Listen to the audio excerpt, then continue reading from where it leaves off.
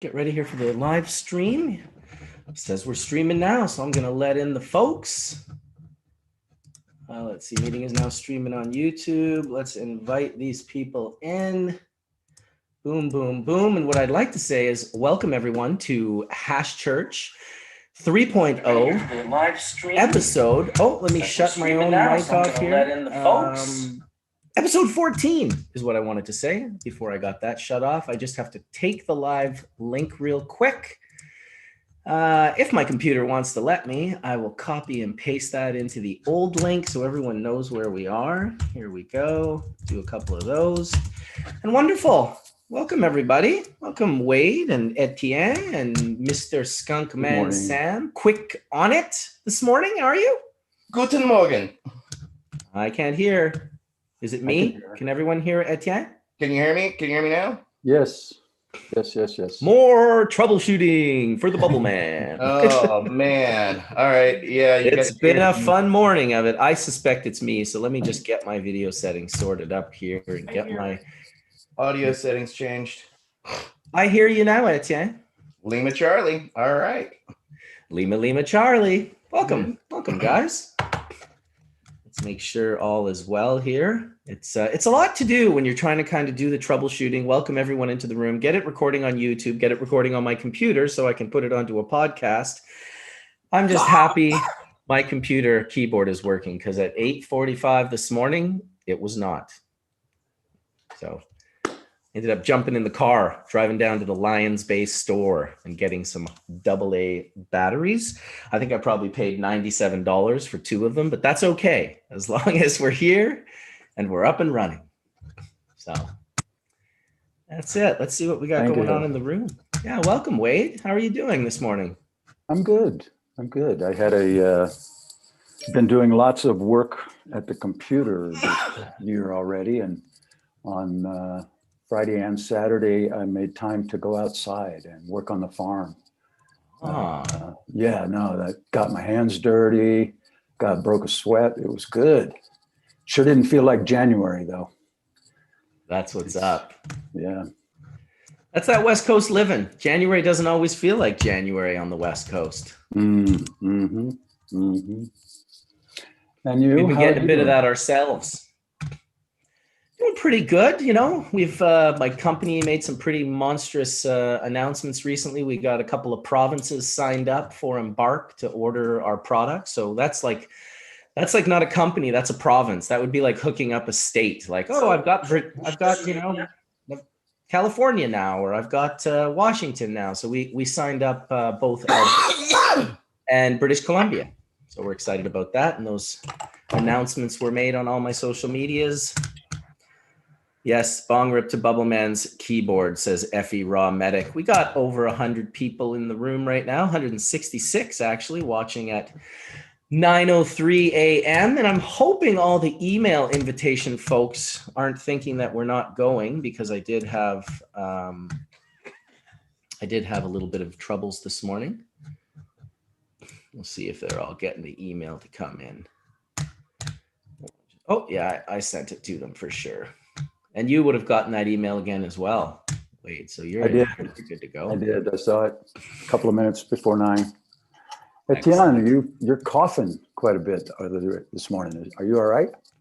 Oh, I just woke up and rolled out of bed, and it's my first joint. So, it's a little cool here in the base. So, yeah, there's a little congestion in the air. It's just a little bit of normal. But no, just my morning coffee. Good deal. Excellent. How you doing, Johnny B? Arms up. Johnny B's got the arms up. I'm always good. It's a good morning. Excellent. Got to get the dab in. And I got this new little tool called the Turbometer. Have you seen this thing? I'm going to demonstrate. I have, yeah. Mike West has been using one of those for a couple of years. I was using one just the other day, in fact. I got one for a Christmas present from the Great Neighbors. And nice. I got it, I guess, of course, the mail came late, but I've been cold starting, and then I got this thing. Woohoo! 642's the dude, and I'm in the other boat, Johnny. I've been using Temp Tech pretty religiously, but now I'm just cold starting because I find that when I forget my Temp Tech, I'm too annoyed. I'm like, oh man, I'm not going to get that perfect dab and this, that, and the other thing. And they definitely are different rips. To heat your banger up to like that 900 degrees, let it settle down and drop that dab in is very different from a cold start. But cold start, like, anything, you can get the skills going and towards, I've been doing it for the last 3 or 4 days. And I'm sure I'll end up going back to my temp tech eventually, but it's nice that we have these options. Back and forth we go. Back and forth we go. Have you tried the new Puffco Peak? I did try the new Puffco Peak and I was impressed. You're very quiet again, Sam. We got to get you a little bit louder. But yeah, the Puffco Peak, the new one, I guess it's the Puffco Peak Pro. Is that correct? Yeah, that thing rips. That thing like rips. And don't get me wrong, I also tried the sort of middle version because you had the Puffco. Then you had companies create a kit for the Puffco with a different heater, a different coil, all different pieces that you could put in, and that increased the quality of the Puffco. But now Puffco Pro is released, and it's I was impressed with it anyway. I don't own one, but it surprised me. Yeah, I may try. I burned through 4 Puffco Peaks, so I kind of gave up on that instant, because I hear people all the time. I don't know if you've heard of Clubhouse, but it's a new social media platform with live discussions, and a lot of people get on there and they start talking about their Puffco Peaks. But I'll still stick with my mothership and my D-nail, thanks. That actually still works. So right. I really like the Puffco Peak Pro. It's one of my cherished. I put this thing through the paces and tried to find what could possibly be wrong with it, and the atomizer alone is such an improvement. And then the temperatures, like you can actually use like full melt in this device and get it to the right temperature. And then you can actually hit plus 10 degrees. If you start really, really low, you can kind of bump up 10 plus degrees at a time. It's really cool. And then I got this little kind of recycler for it, which is really great. I mean, Puffco kind of nailed it with this one in a way that I was not expecting. It's much better build quality. To me, the most amazing thing about the Puffco Peak Pro was actually that with your iPhone or any other smartphone, you can program the temperature so that a single hit starts low and ends high. Exactly. Yep. Another great part. That's like a cold start, right? You hit it a little bit. You get some of those terps. You hit it a little hotter, a little bit more. You increase the temperature. That's how the Trinity pen was designed. The Trinity pen was designed that if you hold that button down for a little bit, you'll get that 500 degree low temp dab. You hold it down like a second full cycle, you're getting up to a 650 dab. And if you did it 4 times, you could literally get your Johnny B like 800 Fahrenheit hot red nail rip. It's just John. I was gonna say I like the third hit when I do the cold start, and then I hit it with the torch again and heat it up and cough. Of course you do. You're like you're the anomaly, Johnny B. You want that hot rip. It's what works for me. It's only at certain times, because a lot of times in the morning I really like that terpy like cold start. That's why I like this Turbometer. I like those flavors in the morning, but as the day progresses, I guess that hotter hit is what hits me harder. So the morning, those flavors wakes you up. You're feeling more energetic, and as the day progresses, if it got some good pain, then of course I hit it hot, and hey, I'm right back at it. Right there you go. Hey, welcome. Welcome, Best Friend Farms is in the house.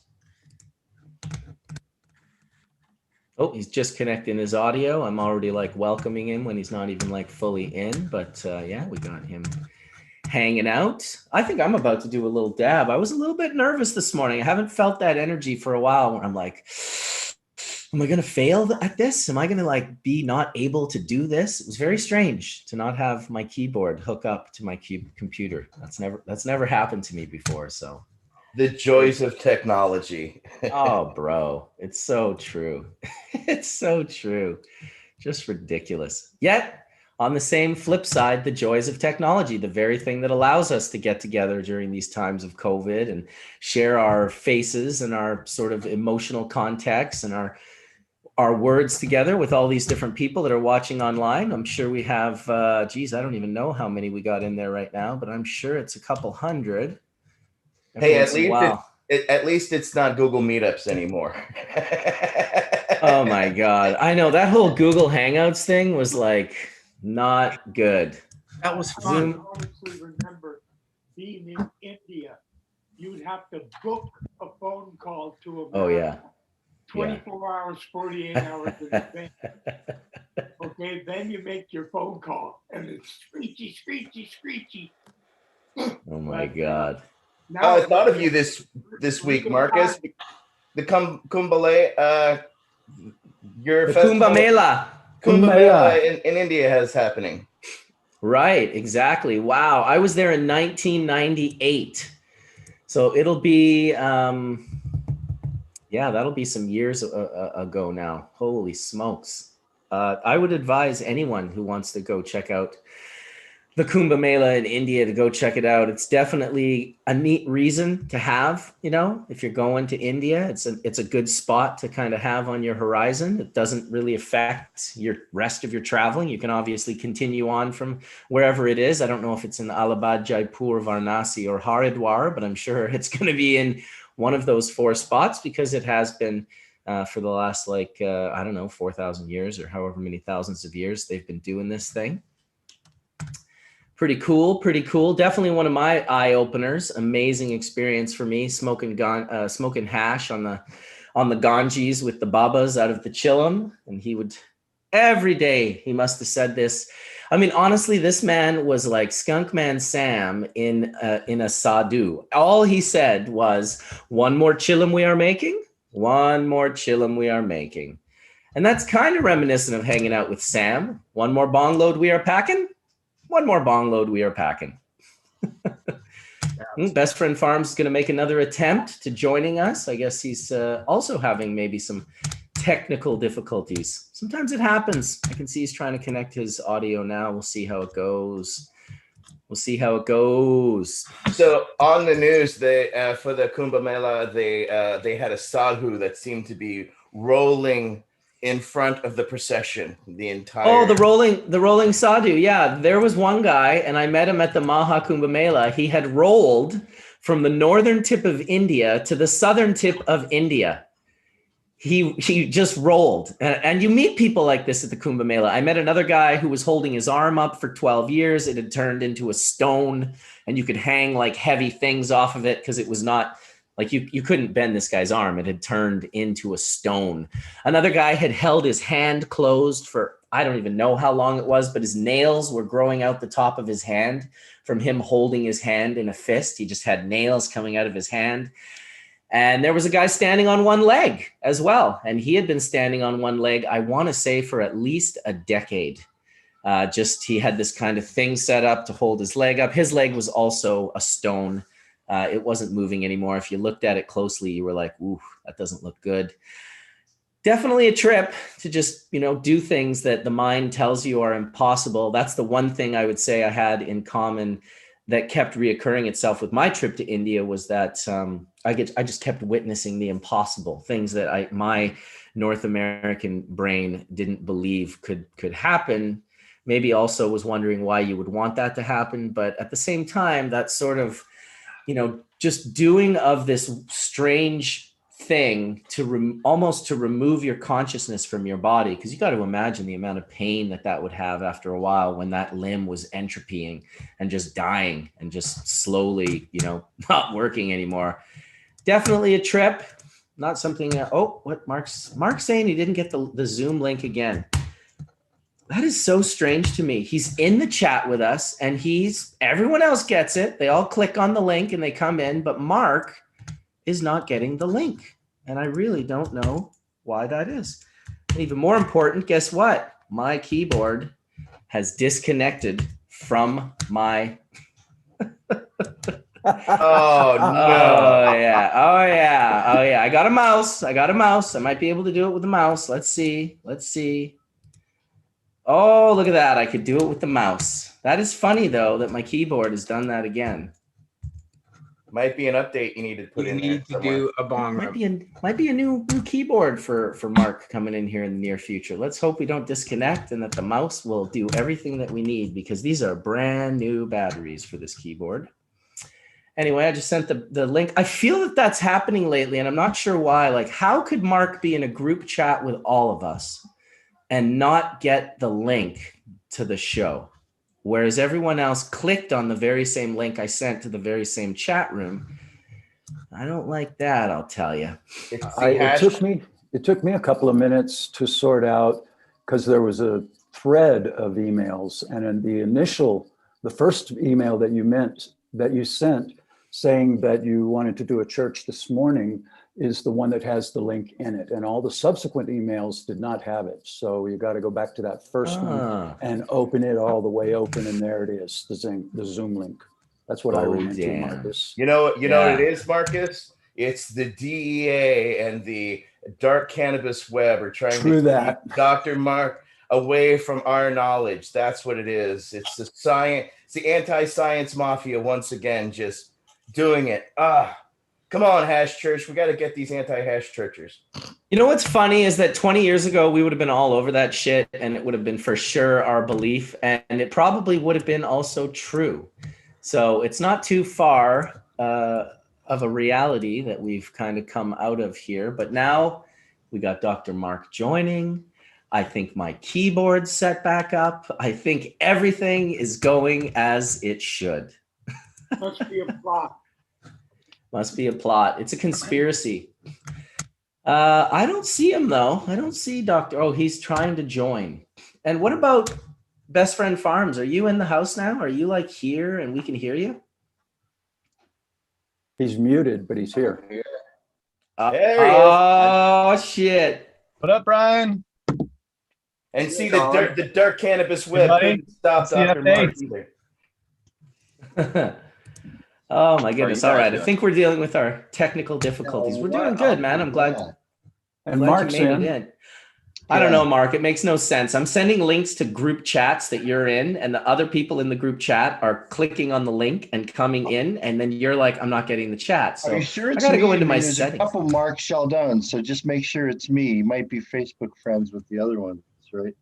Oh, that would be weird. That's something there's that a Mark Sheldon attorney. There's a Mark Sheldon fire chief. There's a Mark Sheldon beverage guy. Yeah, there's a few of us. Oh yeah, send invites to all them guys. And there's another one that's a real one. Hey, I found another Etienne Fontaine in France, so it's possible.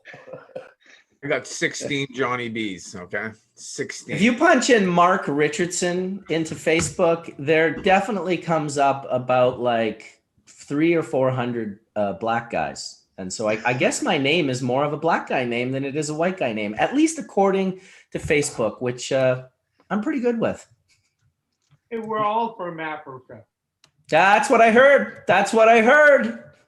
That's what they told me. That's what they told me. So yeah, just a nice chill Sunday. You know, I've been kind of like, regardless of whether or not we have a plan or a discussion or something really juicy to talk about, I thought, you know what? People have really been digging the consistency of the last 2 or 3 weeks of us kind of joining. We don't have to commit to 4 hours every day, but if it comes and it happens and a natural conversation seems to develop like it usually does, well, then so be it. And first off, I want to shout out, how do I shout out Rob? His name is like Gizzer Forever, whatever one. He's on Instagram. He is the dude that took the, I guess, Snapple advertisement that we've jacked, turned it into the all-natural hashish made from the best stuff on earth. And that is the avatar for the Hash Church show today. So I wanted to give him a shout out because I had just found it on Instagram and, you know, just posted it and said to anyone, hey, please, if you know who created this, please, you know, let me know so I can give them a shout out. And it ended up being a good friend of mine from out east. So shout out to you, Giza, wherever you are. I know you're smoking that hash. He's also responsible for the HREAM, you know, hash rules everything around me, sort of shirts and graphics, the Hreem. I know Brian knows what that's all about. He's definitely like, ooh, yeah, I know. That's awesome. You know what we should do sometime? We should all find our person who has our exact same name and have them all appear in Hash Church together, all confused. Dude. Epic confusion. Dude, that's some April 1st shit right there. I mean, my God, it's that would like be so funny. People would be like, who are all these people with like all the people's names? And like, Mark, who are these people? Sure that you have 7 black guys instead of you. Absolutely. Dude, trust me. I've like spoke to a few of them on Facebook. We're good to go. We're lined up. We are lined up. It's funny to bring them in. So we're glad to have you here, Mark. That was a little bit scary that you weren't going to make it in. We always appreciate your perspective here in Hash Church. And geez, without you talking, my goodness, that's half a show right there. Well, it's great to be back. I always check in with the chat in the morning, usually over my coffee and dab in the morning, and I'll look to see who's on chat. And usually it's John Maddox and Bingo Lombardi. Yes. Yep. And 70s Mama will be in there every once in a while. And it's just, again, this thing that happens that's independent to the show itself, but just this gathering of people. And again, just to not go back to the Grateful Dead thing, but it's kind of like before the concert, people sort of wandering towards the venue. It's getting ready for the show. It's these people who are in line who are here for the show, but they're psyched to be getting ready for the show. Getting ready for the show is sometimes more fun than the show itself. Well, it takes a lot longer when you're traveling from like the center of Canada and driving to some venue on the East Coast, and you had to get tickets and you had to cross a border and you had to like break down and get pulled over by cops and almost busted. And then you got ripped off, but then you got good weed, and then you ended up at the concert venue, but you had a flat tire, but then you found some grilled cheeses, you ate some mushrooms, you ended up in the venue. The fucking show was killer. And let's do it all over again tomorrow. Yeah, you know, I don't know if you listen, Mark, but every day on the Grateful Dead XM channel, there's Today in Grateful Dead History. And the archivist is my friend David Lemieux, who is a fellow Canadian from BC. In fact, he lives not too far from where you're at, Marcus. He's a really cool guy. He fishes, but he's just like, he's really into, again, just keeping the archive of the Grateful Dead, and he's on every day. And so for those of us who listen to the XM channel, we listen to Grateful Dead stories from him every day. And he's always got that whole, thing about how to cross the border, how to navigate the border and go to these, ultra psychedelic crazy events and still come back to society and reassimilate back to Canada, Yeah, I've listened to him as well. I love his stories, and those are they're just they're classic, and they're great because we relate to them. The easiest I ever got over the border here in British Columbia by far, because I'd been trying and just constantly getting denied. But when Fish came up, and I can't remember if it was like 96 or 7 or 8. But one of those years, I was just like, I was at the show, I was like kind of tripping, and it was just like, everyone was like, all right, man, we're going, it's like, we got to go back. We got to go. Portland's tomorrow, like, I'm like, all right, well, you know what? I'm fucking coming. And I just got in my car and drove with this procession of freaks. And at the time, I looked really like the least amount of a freak, and I was in a brand new rent-a-car. So I want to tell you, I got through there so quick. Every single person that was at that show that was wearing patchwork clothes and dreaded out and like just super flying their freak flag, they were all pulled over. When I drove through, I could see them all getting torn apart by their vans. None of them cared because they're all Americans anyway, and they can't be denied into their country. But I'm the Canadian, and I can be denied into the country. I don't really care about being denied into America, other than the fact that I really want to see the show tomorrow in Portland. From the actual venue, not from someone's recording like a month later. So that's what it's up for me. All unnecessary. The whole fucking border hold down is just such a bunch of bullshit, man. It's just, It is. It's a bummer for sure. It's definitely a bummer for us to have between our two countries. We were talking about it the other day, how great a country from like the tip of Alaska, maybe down to like Guatemala or Venezuela or something, just have a West Coast country. We've all dreamed about it in the past. No borders, get Elon to build some crazy tubes that just we can blast down there in like 4 hours or whatever, going 600 miles an hour. That would be pretty sweet. But you know, we got what we got. Got to do the best we can with what we have, and it doesn't stop us from dreaming, because had we not been dreaming all these years, I'm certain that my company wouldn't have been signing contracts with provinces for hash supply. And I'm sure that Etienne wouldn't still be doing what he's been doing for the last 20 to 30 years, and many others. So clearly the things that we've been doing. Congratulations on that, Mark. I know that that's no easy feat, and being able to, get your product into the, masses, or at least having that ability to grow that market share is just an unbelievable opportunity. But remember what they always say, be careful what you wish for. Now a lot of people need your hash, and it's like, whoa. I mean, when you scale up production to say like multiple kilograms, it's one thing. But when you're now doing that at hundreds of kilograms, that is just, whew. Yeah. That's off to you. I mean, and a responsibility, like you said, it's a responsibility. It's not just about supplying one time. It's about supplying and then consistently supplying, and making sure that you're taking care of both your medical patients and your rec market. Because I do see, some difficulties in having both of those markets. I see a lot of companies kind of go like, just right to rec. Med can be difficult. You have to deal with patients. There's all these other things. And I feel like I don't like the idea of the med patients getting the short end of the stick on all of that. So it's definitely a discussion, and it's something that we're going to pay attention to. We want to make sure that everyone has access. GMP compliant, Mark? Like, is it going to be GMP compliant if it's not there? It looks GMP compliant. Eventually, absolutely. Eventually, we've got GMP consultants that we speak with on the regular, and it's definitely, GMP is serious business. It's great to get into that pharmaceutical market and into, markets like Germany and parts of Europe like that. But at the same time, you want to talk about needing a runway to create a GMP facility. The costs are so over the top. They're already over the top with our, I don't want to say over-regulated industry, but it is very regulated. I think we look at it as way over-regulated because of how under-regulated our food and our water and our air tends to be. People are just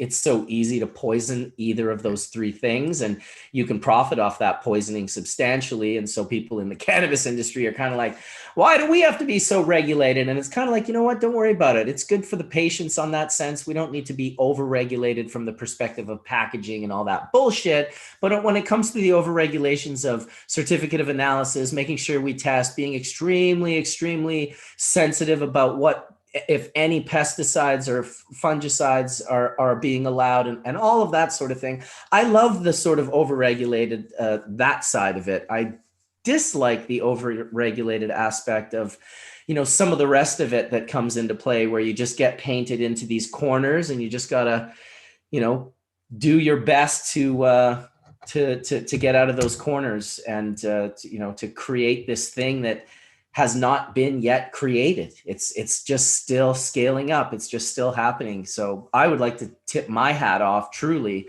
to all the companies, both in the US and Canada, that have managed to get products to the market. It really is a long and winding road, but it's worthwhile sticking to it. Marcus, could I ask a question? So when you're using all that water, are you recovering anything from your water? Because I would assume, again, part of your GMP would be to try to, again, standardize a process to make sure that you're getting everything that you need to get. And I would also just think from a sanitary point of view, sending hash water down the sink may not be the most, best, route for its sanitation. So what can you comment on, like, the discharge of your water?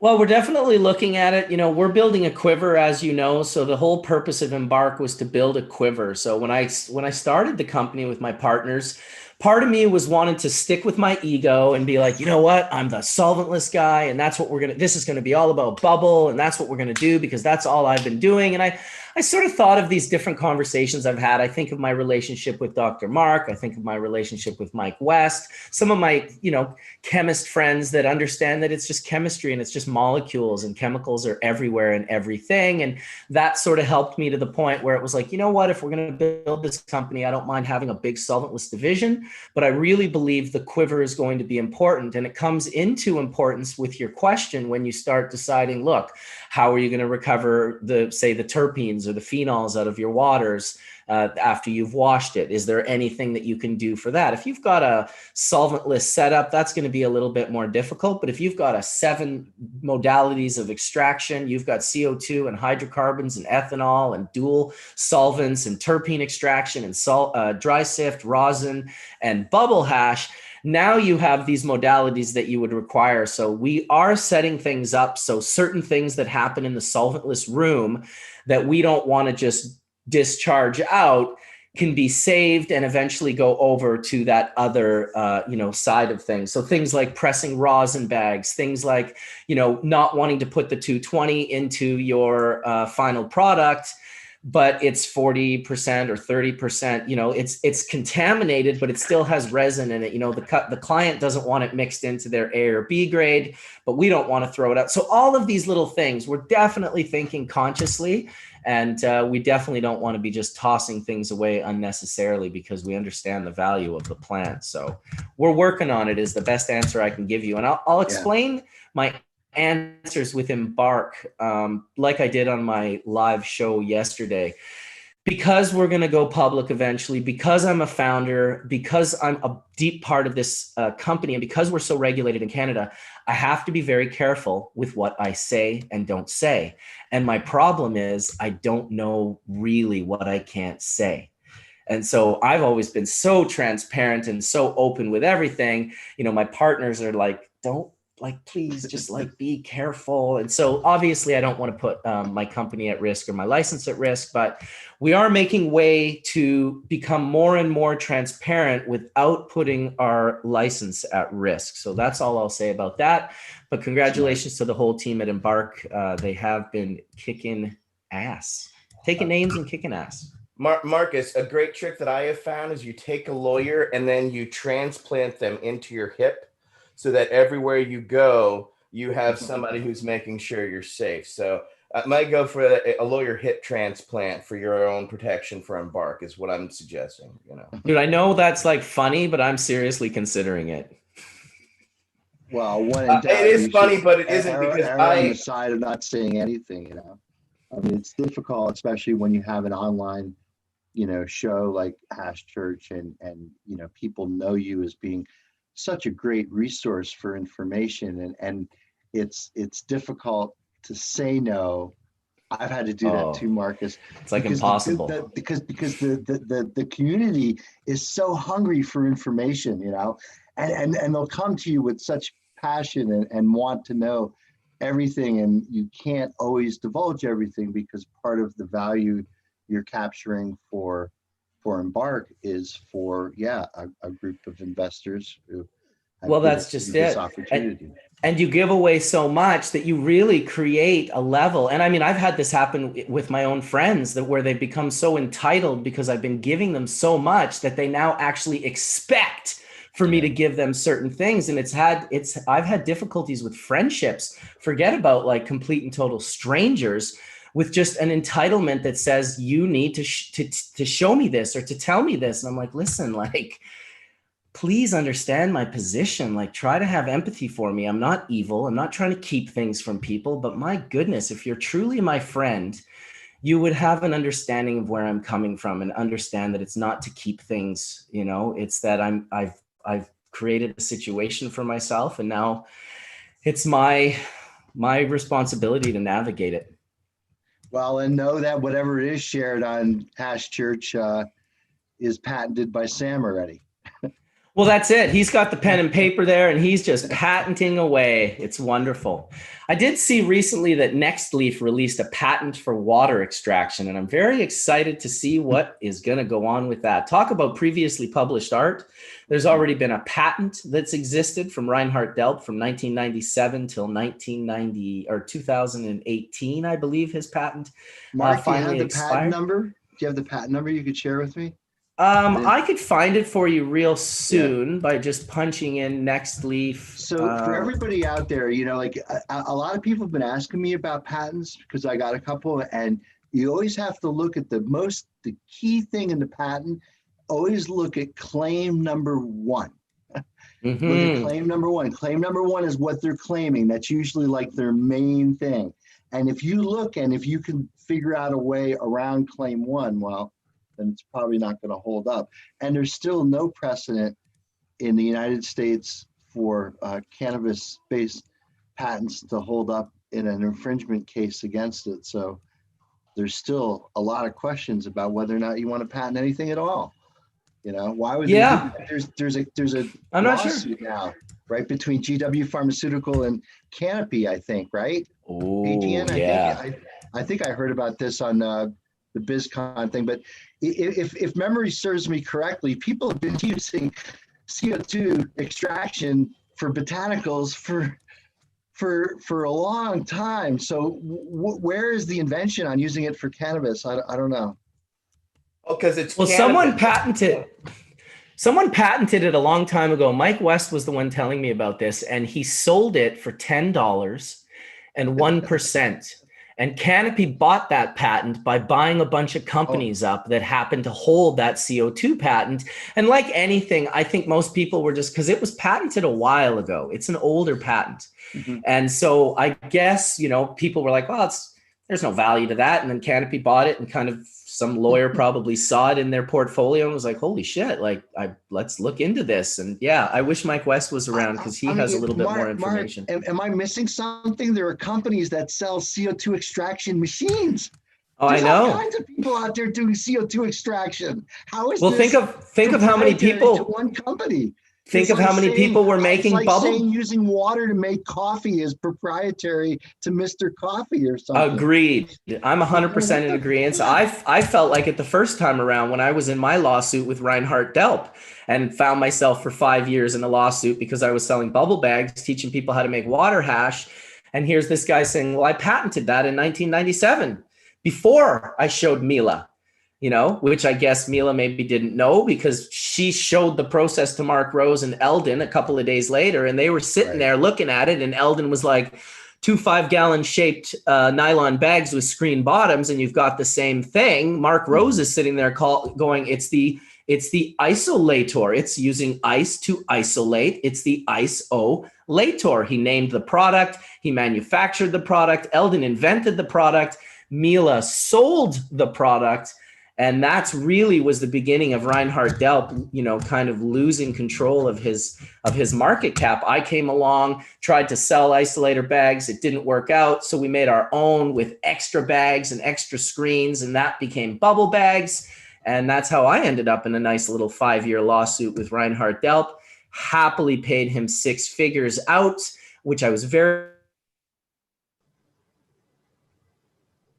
happy to do because Trey that she was the one that got screwed. In reality, it was Reinhard Delp who got screwed. And I made sure that he got paid for that and that I paid for him for royalties for the entire time my company was alive from 1999 right off into the future. So I felt pretty good about that, but it is interesting how the history can be rewritten. For a very long time, nobody knew Reinhardt was involved whatsoever. They just thought of me as a guy that came along and stole the isolator idea. I would also like to say that I took care of Eldon by giving him free tickets to the Legends of Hash parties. And I also took on Mark Rose as my manufacturer, the very same guy who named isolator bags and manufactured them. He ended up hitting me up a couple years later because I guess Mila decided to get Turkish immigrants to make the bags instead of the Nepali people that were doing it in Nepal with Mark Rose. He felt a little screwed. That pushed him over to my camp. and we've been working happily ever since for about 20 plus years. So there's a little history of water extraction for you right there. Maybe there'll be new history 20 years from now with people like Nextleaf and their patents. I don't know how it plays out, Mark, but I'll tell you, patent court is terrifying. You think that it's going to play out one way, but it never does. And the judge can lean any way he wants. And you can still end up burning hundreds of thousands of dollars in the courts, you know, with the case over years. So my advice is that companies get together, they work things out. Don't bring lawyers into it, because they are the ones that will they're the ones that will take your money, and they're almost like secret partners on both sides of the table. They want to be difficult back and forth because that's where they make their money, unfortunately. Also, patents only last for 20 years, and then you have no protection. Exactly. Well said, Sam. That is a big deal, and it's something that I don't think a lot of people pay attention to. Now, I'm certain there is methodologies, maybe Dr. Mark knows, where you can extend patents by filing paperwork and doing certain things depending on the situation. I could be wrong, but yeah. So what happens is when you file a patent, sometimes you file very broadly, and when the patent office gets it, they basically divide it into what are called divisional patents, and those patents are individually prosecuted and will grant individually. So like, for example, like with the hydrogenation, they recognized that there were multiple inventions there. There was the process, there was the composition, there was the, you know, a method to control tumor growth. There's various claims that you could make, and each of those claims in and of itself can become its own issued patent. And so as certain claims are easy to get because there's no prior art, like composition of matter, HHCA, for example, there was no HHCA until we disclosed it. So that was an easy, you know, patent to get. It was easy to get that one. But other things where we had HHCA in combination with other cannabinoids, well, the other cannabinoids were known. So now you're talking about having to evaluate the prior art, which is relevant here versus not relevant in the other easy to get cases. So your easy to get cases are they're the first cases that are going to issue. But then what you do is you file what's called a continuation in part. And the continuation in part is still the original patent date when you originally filed.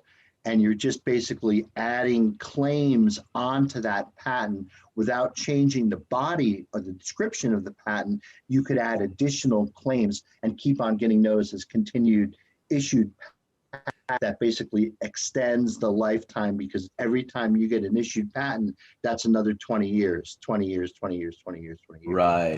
I don't know why we don't respect. Okay. Sorry, go ahead. No, I was just going to stop by just saying in the cannabis industry, it's likely that, you know, a lot of the, you know, sort of secret things that are done can be the form of intellectual property rather than a patent would be something called a trade secret. So a trade secret is kind of like the recipe to make Coca-Cola, right? The 6 ingredients to Coca-Cola are printed on the side of Coca-Cola can, right? So everyone sees what the ingredients are. The whole magic is the recipe and how to make it, right? So that's usually like most of like if you're taking proprietary genetics and doing some type of, you know, either a solventless extraction or solvent-based extraction, but making a particular, like a live resin or a rosin or a particular product that could be made reproducibly time and time again. And Mark, you know, the whole premise of GMP, good manufacturing practices, is being able to do something consistently time and time again. And when I say consistently, again, with cannabis, things change. So you have to basically set an error bar and understand a tolerance of what your product specifications are. So if it has this much myrcene, it meets specification, but if there's not enough myrcene, it doesn't meet specifications, right? And it could go on to basically be another product, turn that stuff into distillate or something.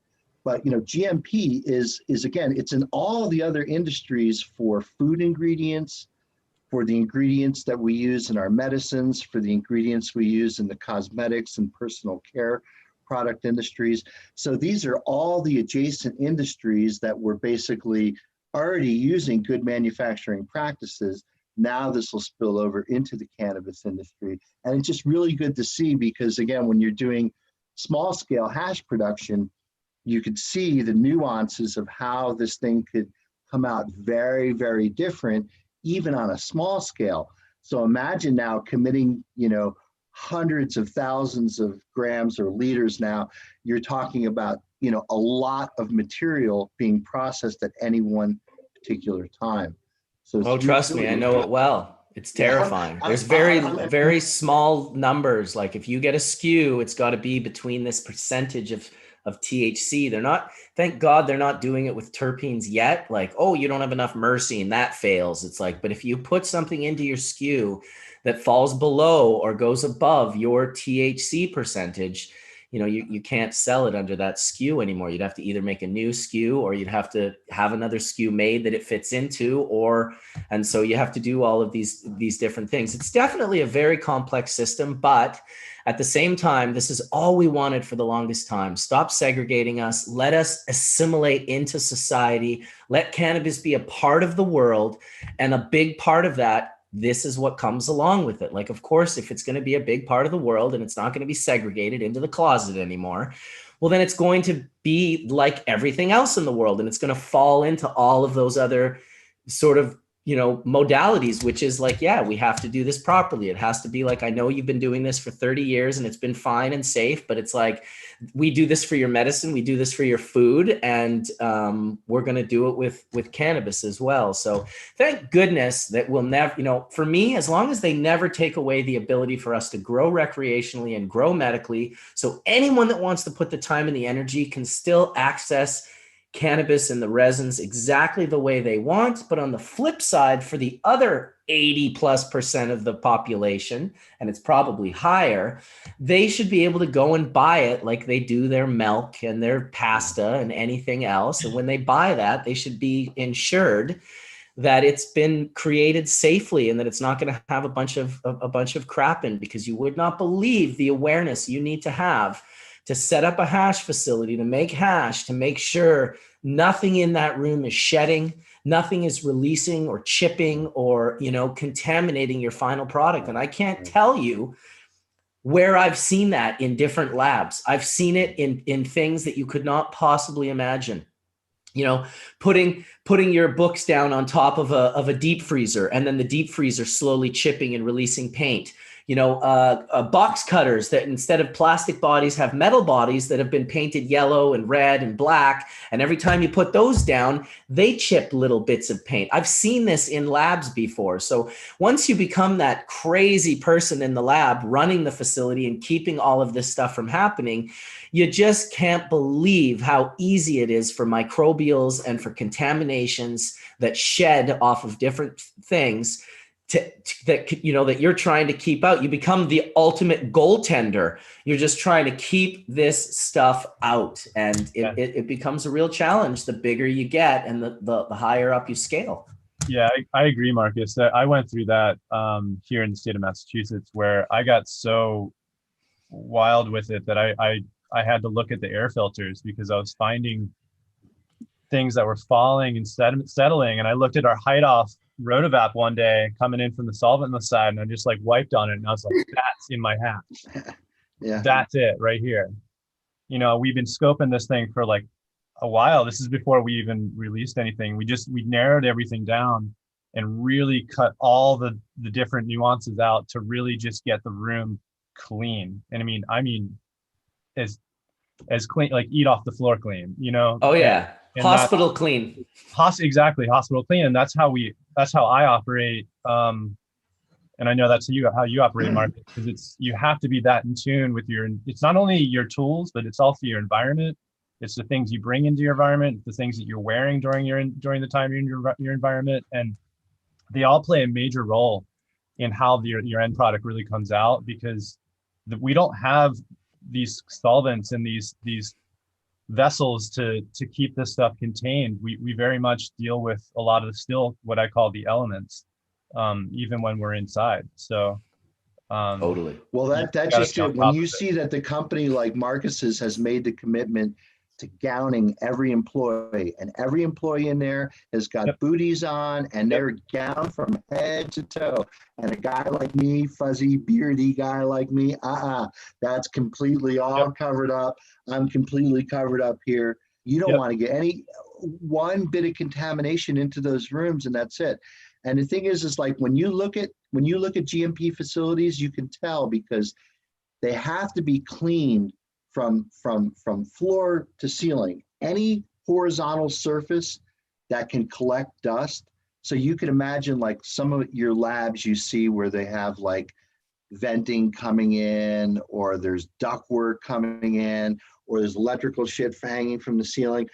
That doesn't work in GMP. That's all got to be enclosed.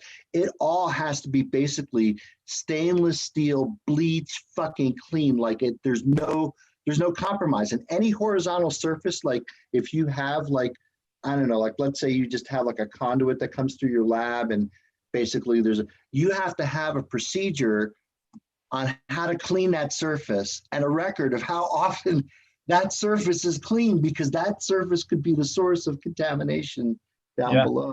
You're so right. And it's you have to get that detailed, Mark. And that's unbelievable. Like Marcus said, we all wanted this for years. I mean, I'm excited to have these challenges. It makes me better for it, and it makes our process better for it, and allows us to look at different parts of the process in ways that we might not otherwise look at it. Well, let's pass on some value to our viewers right now, because there is one thing I can give you that I came across that I decided was not going to happen in my lab, and it might surprise a bunch of people, because I see people customizing these. I see people doing this all the time, and it's a conversation I've wanted to bring up for a while.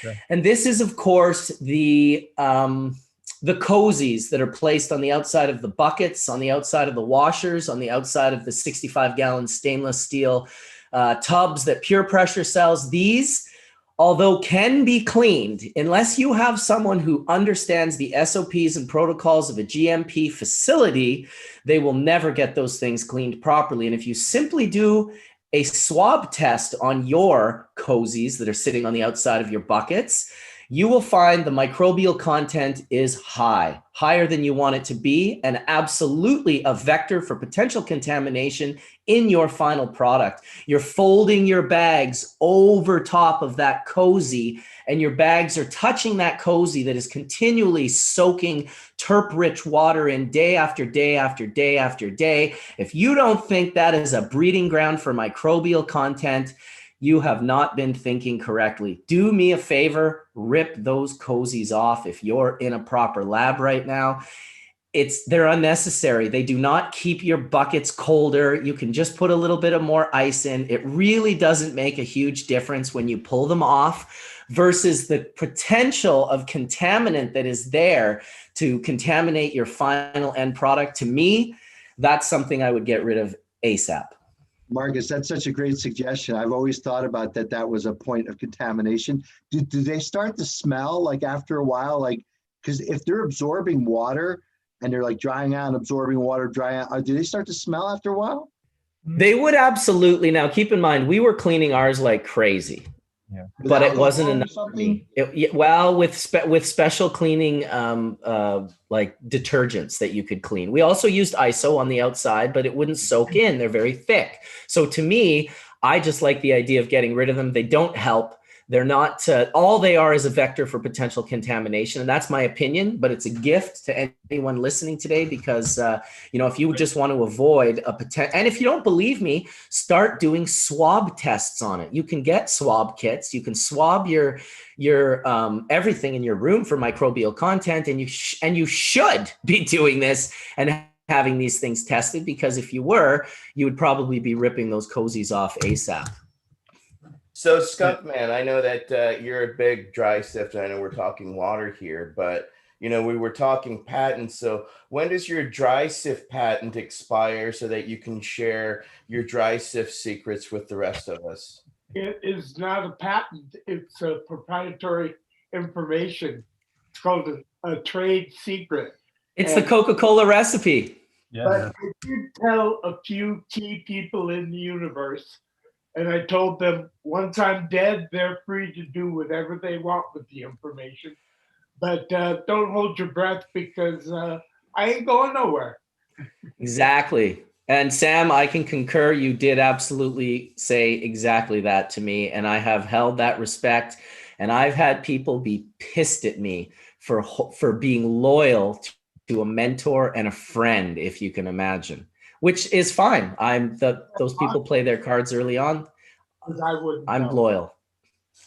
I'm loyal. When someone asks, and it's not mine to tell them, it's yours. It's yours. It's not, you didn't give it to me. You showed me and you told me that if when I pass away, you can share it. Until then, keep it to yourself, which I have absolutely done. I don't use the process at my company. I've never shown the process to anyone, but it sure is. We have asked.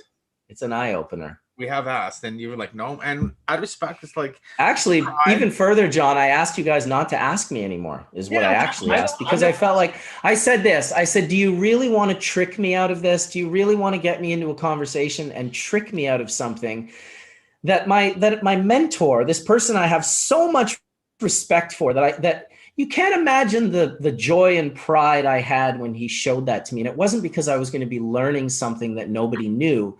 It was because that man decided to trust me.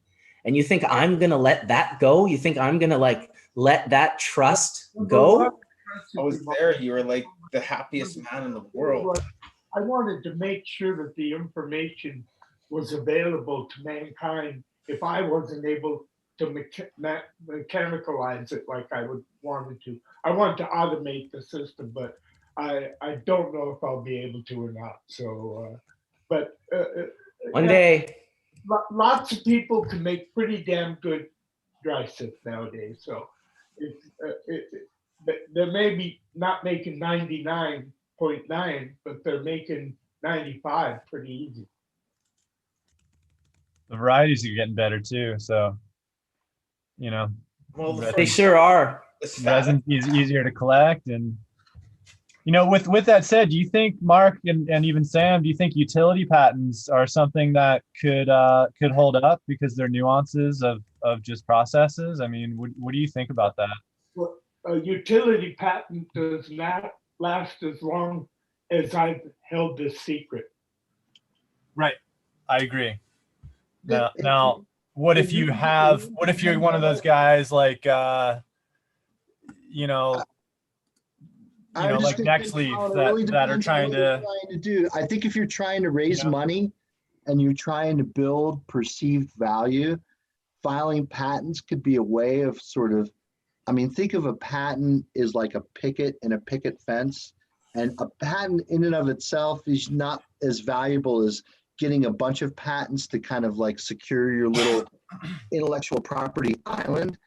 But like Sam was saying, the trade secret in cannabis is really, there are successful products out there and they have successful, the genesis of the idea of how they're made and how they're put together, and the notion that you want to protect that. Well, if you file, again, not a utility, but a process patent, it's difficult because your competitors aren't necessarily going to let you into their facility to know that their process infringes on your process. You can buy their product in the store and you could do some type of analysis, but at the end of the day, they're extracting THCA or THC or CBD or whatever cannabinoid, and it's in a product. Okay, well, those methods have been around for a long time, so there's nothing really new about that. I guess the companies who are filing, who are coming out with new extraction processes or machines that are particular for their process. So in order to run their process to make that kind of product, you have to buy their machine. So of course they want to patent that machine because they want to be the only machine manufacturer that can make that particular thing. But I haven't really seen that too much in cannabis. Mostly a lot of these extracts are, is as good as the extraction method. And, a lot of whether you're doing solvent-based or not, solventless, the thing that we've always said here on Hash Church, which is you need high quality plant material that's not contaminated. And if it starts with high quality plant material and your extraction method is proper, you should get a very proper extract. And Yeah, and that's I it. can concur with that. You know, I've gone through a great deal of material this past year alone, and I've seen varying sizes of types of quality and yields. And at the end of the day, we have a specific target to make full melt. And there's things that we need to, you always have to adapt to. And does become about your process as well as the material. But there actually, like you're saying, there's more sides to it. It's not as black and white as you know, as just the material versus the process. Or I think more people need to focus on actually growing quality cannabis, because the bottom line is, if you haven't even grown great cannabis, none of these processes are going to work for you. I'd also say that nothing's faster than large scale water extraction for isolating 99.9% gland heads. You all have had access to it for 20 plus years. So what, you just think you're going to get access to this new thing and it's going to change your world? Trust me, the thing that will change your world is growing better weed. Focus on that. That is important. I agree, Marcus, 100,000%. Like we were talking last week. I mean, having testing that we can test the material now and have methods to say, okay, what is the impact? And, you know, when you look at yield, and so some of the work that Johnny B did right here live on Hash Church, looking at LED versus, you know, high pressure sodium. I mean, where these things can actually have an incremental, you know, impact on the quality of the material that's grown. And again, venues like Hash Church and other online things. By the way, Marcus, speaking of online things, I saw your Curious About Cannabis podcast. Very nice. Curious About Cannabis podcast, did a podcast with Marcus. Y'all should check it out. It was great. Marcus tells his story. But, you know, there's so many things that I think that you can do, like, you know, the Dragonfly Earth Medicine school of thought of regenerative cannabis, you know, kind of like what we were talking about with the guy from SC Labs. I'm forgetting his name right now, Alec, right? So having those analytical methods now, not only at the third-party testing lab, but at your production facilities themselves, where you could actually follow the biomass you're getting in the building. You could look at each individual fraction, whether you're extracting and making distillate or making some type of solventless product. All these things can be tested now to look at what the cannabinoid and terpene profiles are and translate that information into stuff that you can put on the label that customers can actually pay attention to. So it's kind of Totally. Cool. Yeah, absolutely. I almost forgot about that podcast, actually. I haven't done that many lately, but yeah, I did tell the whole story on that one for sure. Yeah, that was cool, Marcus. You did a great job. Congratulations on that. That was great. Jason's a nice guy. We should get him on Hash Church sometime. Absolutely. Anytime you guys have people you want to invite onto Hash Church, please hit me up. You guys are the core group. I invite you all the time, but I love mixing it up. New energy always creates new dialogue and new conversation. Doesn't always work out as good as we'd like it to, but I'm always down with taking the chance, even if it's just a matter of doing a sort of a little pre-Hash Church video with people that we're thinking of bringing on. It would be nice to expand our Hash group, core group here. So yeah, we should do Mark, that for sure. Wade asked a question in the chat here about Delta 8. You want me to chime in just for a second about Delta 8 for a second? A lot of interest in that these days. Yeah. Are you guys sick of listening to me talk?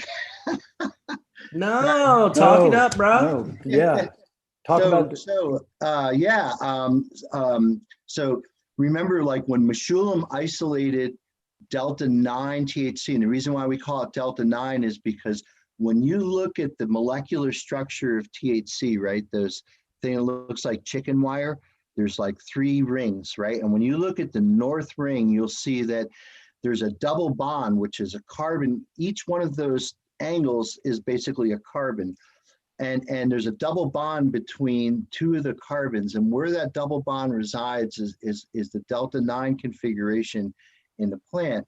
And Meshulam's method was so mild in isolating it that he didn't isomerize it. But previous researchers were frustrated because they were using acidic reagents and other methods that were in the isolation of the active ingredient, was isomerizing the double bond and confused the ultimate stereochemical elucidation.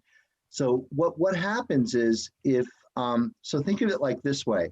So if you're looking at the structure of THC, that north ring, the ring at the topmost part of the structure, you see the double bond is pointed towards the phenolic portion of the molecule, which is where the benzene ring is, right? And so that's what's called the delta 9 configuration. And delta 9 would rather be in delta 8 because when that isomerizes it, it moves it one more carbon away from the rigid framework of the benzene ring. And when it moves it away, it kind of lowers the energy of the molecule. So delta 8 is lower by a few kilocalories in energy than delta 9. So if given the opportunity, delta 9, which is what the plant gives us, goes to delta 8. Now, the other reason why this is important is because, again, because CBD is CBD can be chemically converted into either delta 8 or delta 9 THC. Right now, a lot of hemp producers, because of the price of CBD, has tanked. CBD isolate is like, a year ago it was multiple thousands of dollars a kilogram. Now it's just hundreds of dollars a kilogram. So it's really tanked. Part of that is just supply-demand economics. There's so much of it available. The FDA has not given the green light for food manufacturers to be able to put this into food products. So there's a lot of production. There's a lot of it on the market. So that basically puts a downward pressure on the price of CBD. So these manufacturers are looking to do something to make some money. So they're converting it over into delta 8. Now, delta 8 is less psychoactive than delta 9. I've seen a couple different papers where they looked at the binding constant to the CB1 receptor. But what I can tell you universally is I've had some delta 8 distillate, and it's heady, it gets you high, but I've never been kind of like knocked over, bowled over like you do get, like I think on THC. I think you could actually noticeably feel the difference. I don't know if other people feel that way too. But the last thing I'll say just about delta 8 is that unfortunately it falls into the tetrahydrocannabinol code 7370 of the Controlled Dangerous Substance Act, to get that out, which even though it was derived from Farm Bill legal hemp, you're now making an isomer that the DEA doesn't give a shit where it came from. They issued something called an interim final ruling about 6 or 8 months ago to try to harmonize the Controlled Dangerous Substance Act with the Farm Bill, just to let people know that, THC and its isomers, including delta 8, are all code 7370 covered under Controlled Dangerous Substance Act. And again, it's like quasi-legal because you've made the hemp and you've made the CBD from which it's derived legal, right?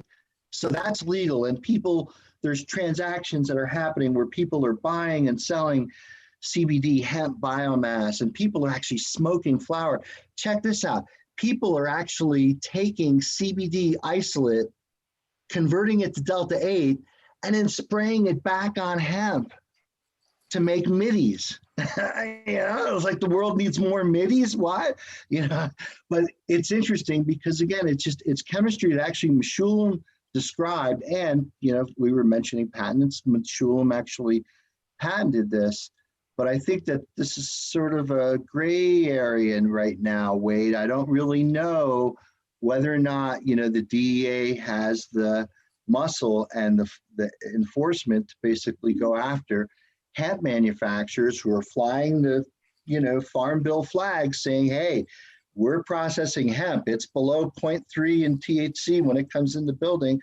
How we process it, we're processing it. We're turning it into products that the market wants.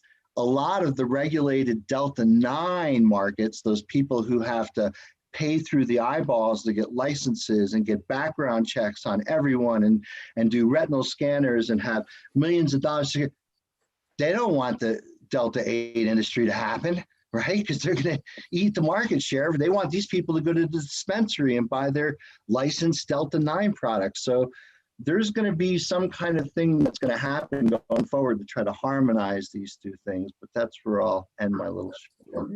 So if I could,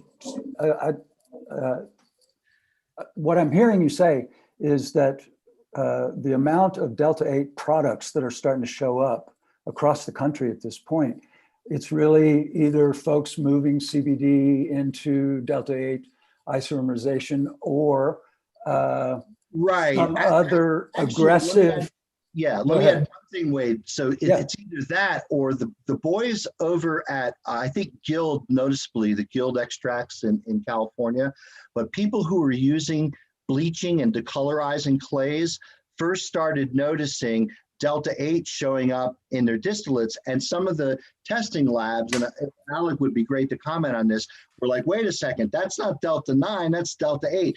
And it was beautifully clear distillate because the bleaching clays, there is no bleach, there's no sodium hypochlorite, they're just called bleaching clays because they remove color, and these are standard things that remove color in the essential oils industry and soybean oil and vegetable oil. All that shit is decolorized, and typically they use these type of bleaching clays, which is nothing more than montmorillonite clay. But these clays are acidic enough such that when they were adding clay to their distillation pot and then pooping over what they thought was a Delta 9 distillate, thermodynamics happened. Delta 9 went down to Delta 8, and it doesn't go back to Delta 9. And so what they were getting was Delta 8 clear distillate, and they're like, oh, well, we meant to make this. So then they became the Delta 8 company and talked about how they were making clear Delta 8 distillate. So I think that actually predated people using the acid catalyzed process to convert CBD into Delta 8, which is now what you see mostly on the markets, I think, are coming from hemp producers out west. Yeah, the first time I ran into Delta 8 in a test result was one of our manufacturers was trying to clean up a batch of cannabis that had, I think it was spinosad in it. And he was doing a chlorine bleach. And yeah, what we got back, it had a bunch of Delta 8. And I couldn't find much science at that point on how Delta 8 affects patients. Again, but I heard you reference earlier that you had seen some papers recently. It feels like a THC would, but it feels less potent. It doesn't quite do it for me. But I know some people love it, and certainly, like, I guess if you're used to smoking hemp flower, and now you got hemp flower sprayed with Delta 8, it just took a circuitous way of getting back to the flower, right? Thank you, Mark. Mark, did you know that for the last few years, people have been marketing high CBD 8 cannabis? But the truth of it is, as we both know, cannabis does not produce Delta 8. It's a degradation product. Yeah, I always thought that was the case, because if you look at the biosynthetic pathway, the way the molecule comes together from CBGA, it's an intramolecular cyclization, and it makes one particular configuration. It would have a plant synthase that would produce Delta 8. But it doesn't. Now, it was really interesting what we found, and I think I gave a talk on this at American Chemical Society national meeting a couple of years ago, which was we took Delta 9 THCA that was purified, and we actually isolated the Delta 8 acid by isomerizing the Delta 9 over to Delta 8 without decarboxylating it. And so we had some analytical data that supported that. So that was kind of cool, because there wasn't really too many reports of that. So, but I agree with what you're saying. I think only Delta 9 is what occurs in the plant, from what I understand. Mark, you had Delta 8A. Yes. THC 8A. Yes. Yeah, cool. Isn't that cool? Yeah, it's way harder to find the Delta 8. Yeah, so I thought we were the first people to identify that, but actually a Swiss guy came to my talk and pointed out that there was a Roger Pertwee paper from a number of years ago where he and Hanus had actually spectrally characterized it.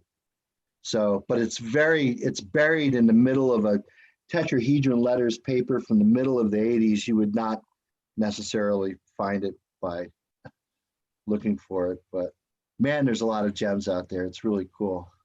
I didn't even notice that Josh and Alec came into the room. So welcome to both of you, and sorry for that, for not welcoming you right away. Oh, please. Good morning, everybody. Happy House Church. Happy Hash Church. And blessing to the family. Never want to interrupt a good conversation. So that was super interesting. Hi, everybody. Good morning. Happy Hash Church. Good morning, Kelly. Thank you for breaking up this absolute sausage party. It's we got to get more women in here. There's just no doubt about it. It's a good one. We appreciate you. We appreciate you. Awesome. Kelly, can you do me a favor, Kelly? Yeah. Tell me that I'm important. You are so important, Mark. You don't even know it. You know how important I feel that you are. Me too. I love it. That all the time. I just love nice. As important. Important but needy. Important but needy. That's it. Oh yeah, lots of mansplaining going on. You know, I got into a conversation with my friend the other day about mansplaining, and she was going off on how she's like, oh, like men just constantly mansplaining to women. And I said, listen, no offense, but that's not a gender thing. Men mansplain to men as much as they do it to women. It's our disease. But isn't there so women-splaining? I don't know. I just think of it as like the voice of reason. I just think of it as the voice of reason, personally. I don't know. I really appreciate all of the talk. I've been sort of in the background getting some stuff done, and you know, women explain it differently, and I've been really appreciating the conversation this morning. It's definitely got a tonality of masculinity, but I think that that's really awesome, and I appreciate that week after week. So thanks so much, everybody, you guys, for, you know, talking about the plants with such high regards and love. Hey, I try to say, you know, there is a thing called male intuition. Male intuition actually exists. So, you know, be intuitive, you know. Hey, Mark, I was wondering, have you ever done any extracting of endophytic fungi or bacteria from plants? I haven't, but more people are asking me about that every day, you know. We talked a little bit about this last week just because there's been more, you know, municipalities that are now making, you know, fungi, you know, or decriminalizing it or making it available. And actually had a conversation with Alec on whether or not the analytical labs that are in place now for the cannabis industry are going to start doing the analytical, you know, testing for some of these, you know, fungal type products, because as you know, I mean, having good analytical methods is really important for accurate dosing, especially if you're talking about, you know, medicine for people who don't want the high of the psychedelic experience, but perhaps needed to control depression or other things. I had an old friend reach out to me who said, you know, cannabis just isn't doing it for my depression anymore, and I'm not well enough versed to understand where psychedelics can help, but I'm reading up on it a lot and just finding a lot of just great work going on right now. Actually, a lot of government funded work right now on both MDMA and psilocybin to treat all kinds of condition. The paper I was just reading yesterday, Josh, was really cool. It was talking about stage 4 cancer patients getting MDMA and having basically a MDMA experience to kind of help their body understand that what their medical condition's all about, and trying to get their mind to think about positive ways of healing themselves. And it's just so just powerful, and just, yeah, a lot of great work being done right now, man. It's so cool. crystal ball, right? The scientific literature, it's out there for everybody to look into. Yeah, and the more I go down the long roads of the microbiome, the more that we're really realizing that health and well-being on emotional level, physical level, spiritual level is so intricately connected to the microbiome that, you know, I feel like we're just barely scratching the surface right now of where we really need to get for humanity, as well as for the health and well-being of the cannabis plants. You know, we're having a lot of these discussions, but in 5 years from now, we're going to be talking about the endophytic, reactions that are going on within the plant, and we're going to be counting bacteria and different species, and that's going to be the way that we're going to be able to tell how healthy the plants are, as well as how much medicine the plant is providing for patients. And also, I mean, and to say, are you extracting endophytic fungi and bacteria from plants isn't really a psychedelic question. It's more, there's 30 to more, there's different endophytic fungi that the plant pulls out of the soil, right? It pulls bacteria and fungi out of the soil to create its body as it's growing. Its own microbiome. And those compounds are often medicinal. And just like, I don't know if I froze, I couldn't tell, but just like we may have discussed this on Hash Church before, but like Taxol, right, cures cancer from the yew tree. But and we said this before, but they took all the bark off the tree, all through the 90s, and left the tree out in the woods because they were extracting Taxol from the bark. But after further studies and further scientific studies, they realized it was the endophytic fungi in the cambium layer that was also producing Taxol, and in some cases producing it more than what was in the bark. So it was possible, and this is, more into the science realm, more than where I'm at, where we're at, more intuitive nature lovers. But in science, you can extract these compounds, and the plant is pulling up bacteria and fungi into the plant and putting it back into the soil. It's replicating those organisms in its body, and it's putting it back into the soil. Those compounds are also capable of producing secondary metabolites, outside of, I'm coming down with Rona. Someone just wrote me. No, I'm all good, bro. Just got a sore throat. but anyway, I know the cannabis plant has these compounds, and I don't see that we're studying them yet. And it may be that, there's a 1,000 acres of hemp, holding endophytic fungi and bacteria that we don't know about, that we can extract and use for our health and well-being. I feel like it's a new frontier. There's a few universities that are studying it, and then also, there's psychedelic fungi and that whole entire realm of breaking the chain and, stopping, not having the boundaries and the chains that bind you. And that's what I love. So, well, the nice thing about those compounds, Josh, is that they're water soluble. So, where in cannabis, everything is oil soluble, not very water soluble. You can use pretty conventional methods to make a mushroom tea, for example. Blue juice. Right. This is right. The blue juice. Oh, I've looked at my 300-liter Whistler reactor a few times and been like, probably whip up a nice batch of blue juice in that reactor.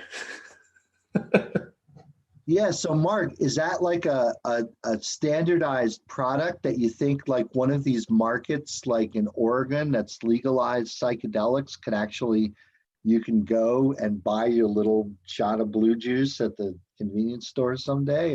Well, I sure hope so. My goodness, listen, cannabis has been amazing for the sort of, I don't want to say it hasn't been amazing for the mental as well as the physical, but sort of on this plane. And now we're bringing in the psychedelics, which is going to help us in that sort of spiritual plane, in that sort of, the mental health plane. People are hurting, and people end up taking lithium and all sorts of drugs that fuck with your brain chemistry, that are created by companies and sold under the name pharmaceutical, which if you drop the P, it's got the harm right there in the word HARM.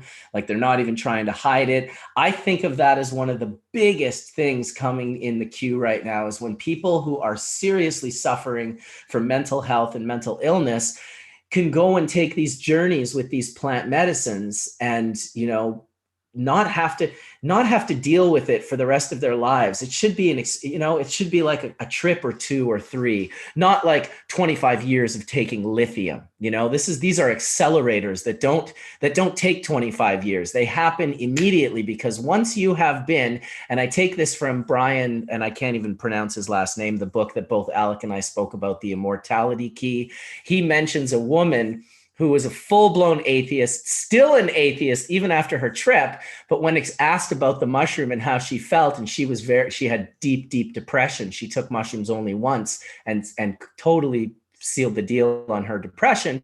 When she was asked, what would you say the feeling was? She said, it felt like I was being bathed in God's love. And he said, I thought you were an atheist. And she said, well, I am, but that's the only thing I can put into words that it felt like. And so that's pretty potent. I mean, psychedelics has just catapulted us to the level where we're at right now. I think that the entrance of mushrooms allowed humanity to think outside of just the agrarian sort of work that they were doing at the time, and allowed them to create spirituality. And now here we are with psychedelics coming out on a new realm. Of course, I do believe that cannabis has opened the door for the psychedelics. She's the one that's holding the door wide open for people to actually recognize that plant medicine is totally incredibly powerful, and how, like, here we are now in this new great awakening of, psychedelics. Regular people are talking about it. People are looking towards plant medicine to heal themselves more than pharmaceuticals than ever before. And I think that if we just continue that action and percentage forward, then we're really going to be catapulted into the next level of humanity and the next level of existence. It's not going to come from just our own collective consciousness. There has to be some kind of a drop from outside of it, so that our collective consciousness can build off of something like that. And I think that, we owe so much to plant medicines as to why we are the human beings that we are and the collective consciousness that we are. And on that note, everyone, grab your 5 grams of dried mushrooms. We're going to start the consumption part of the ritual. And that's what we mean by 5G. Yeah, don't be against 5G. 5G is powerful. All these people that are against 5G, listen, yes, it will melt your brain, but in a very good way. And when it precipitates back into a solid, you'll be better for it. So just don't be afraid of 5G, please. I like the Terence Mckenna 5G, Drake thing that says no to the 5G tower and yes to the 5G of mushrooms. 5D. Speaking of Terence McKenna, it's the 5. Has anyone seen that Jim Carrey movie where Jim Carrey plays Terence McKenna? No. Did it actually happen? I thought it was fake. I looked into it. There was no movie. It was just someone created an ad for it, but I never actually saw any video of it. Yeah, I thought it was a movie that was released in 2017 or something like that. Is that not right? I could never find it. All I found was that it was like someone, like a fan-based thing. They took a picture of Jim with a beard and put it in, and then covered him in mushrooms and plants and made this super cool advert. And it was fake. As Bingo Lombardi has just confirmed in chat. We all know Bingo's never wrong about anything, so I'll take that as the word of God, Bingo. Oh yeah. Today you were right, and Dr. Mark was wrong. You can write that down, Bingo. Oh no, Dr. Mark was wrong. Joking. I was asking about. I wanted to, we're looking for things to watch on Netflix, and I wanted to know if anyone had seen that or Hoax. You're spreading false information, Mark. Fake news. No, I don't know. Fake. No, wait, not me. Not this week. Deep fake technology. Wow. Ellie spent some time with Terence McKenna on the Big Island in Kealakekua Bay. On the Big Island was where Terence McKenna's property is, and that's where we had Dr. Allison on here before, and she works with Leanne Standish, and and there's people in the network that are taking care of the property and everything. The ayahuasca vine's 50 years old and everything. And all the cactus too. So they're taking care of the cactus there. Yeah, I was super blessed to meet Terence. I hung out with him for a whole week and a half out on the island. We kept meeting at 5 a.m. to go see the dolphins at Kealakekua. And I was just sitting with this guy and talking with him and having the most incredible conversations about dolphin magic and consciousness and water and spores and just everything. And it was like on the third day, I started to like recognize his voice from late night AM radio. So Art Bell. It was Art Bell. It took me like, and then I was like, wait a minute, are you Terence McKenna? And he said, yeah, I am. We never really introduced ourselves. So I was really thankful for those, mid 80s, late 80s, late night AM. So that's how I recognized that it was Terence, and we became friends. And what an amazing guy. Just even spending that time with him, talk about catapulting. I go back to those conversations that we had quite often. It's awesome. He wasn't just Terence McKenna because it was a happen chance. He was born into that for an incredible reason. And to sit in front of that man and listen to him, he is unlike a lot of other people. So what a blessing. He affected me deeply. He affected me very deeply. I got turned on to him almost as a teenager, from his tapes from the Esalen Institute and some of these other tapes. And people in our community in Winnipeg, Manitoba, they did not know who Terence McKenna was. It was very random that we somehow accidentally stumbled upon him. Absolutely. Read The Invisible Landscape. That's an amazing book. Read True Hallucinations, The Archaic Revival, Food of the Gods, every article he ever wrote in every magazine, all of his lectures, including the ones with Rupert Sheldrake and Ralph Abraham.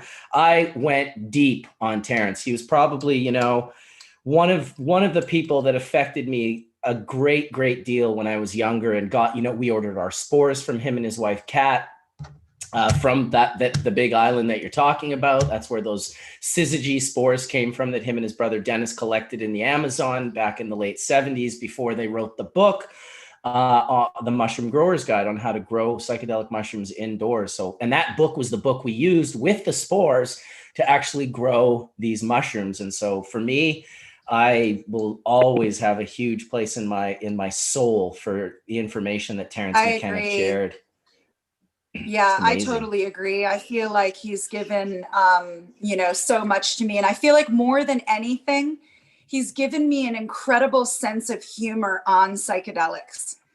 Like I think of Terence McKenna when I'm on psychedelics, and for some reason, just the hilarity comes out, where you're just like, wow, this world is fucking hilarious. And I can't believe I was so serious about it last week. He really has, opened up the doors to let go of what we don't laugh at ourselves about. Shit, humans are hilarious.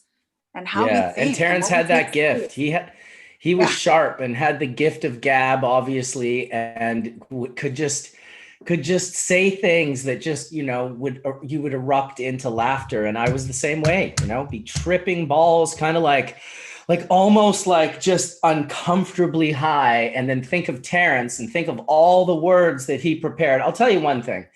That was the preparation for large scale mushroom tripping, because that whole Timothy Leary thing with the Book of the Dead and recording his voice, reading it to himself. Like if any of you ever listened to Tim, you'd know that one of his worst trips ever was listening to the Book of Dead while he was tripping balls in his voice. He had recorded it himself because he couldn't read the book, and he thought, well, I want to read the book while I'm high. So that was kind of the way to lead yourself to a bad trip.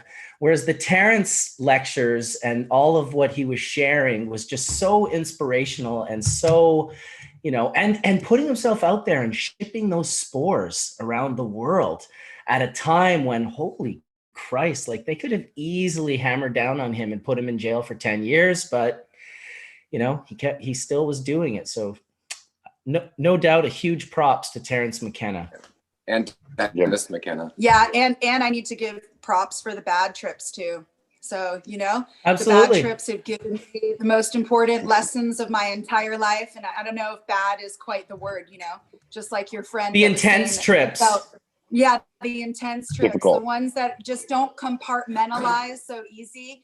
Human beings are such incredible compartmentalizers that if it doesn't compute and it doesn't compartmentalize, then maybe if it's an unknown, then be afraid of it. And I think that, that's something that hopefully we're going to be able to break down with the new entrance of psychedelics, that need to compartmentalize human beings. Resistance creates strength. And, if you don't believe it, just lift weights. Like if you lift weights, that resistance will create strength in your muscles. And it's really no difference for the resistance of an intense trip. And whether or not, it's almost like a psychic puzzle that you're involved in. And depending on, not your ego, but allowing your soul to project its true feeling, it's that true love experience. If you can do that, you can transform. And that's what the Buddhists talk about, transforming pain and anguish. You transform that. When someone passes on, you don't have to cry and be sad because you were happy they were here and they're not actually gone. They've just transformed. It's a different filter of looking through. And so, yeah, huge props to that. And it's like the big questions, and the reason why we have science, and the reason why we have all, the Buddhists say that the greatest disease of humanity is the need to know why. And it's like, I think that more than anything, we're all just really wondering, where did we come from and where are we going? I mean, really and truly, everything else is noise and fluff in between. Everything that we're talking about is trying to give us little tiny tidbits of where we're going to go now that we're here. And it's so beautiful that plant medicine really helped us align with either A, giving us those answers, or B, helping us realize that those answers are not important at all, that we're here and that just being here is good enough. Yep. And that, helps open us to those possibilities. And big up Alec.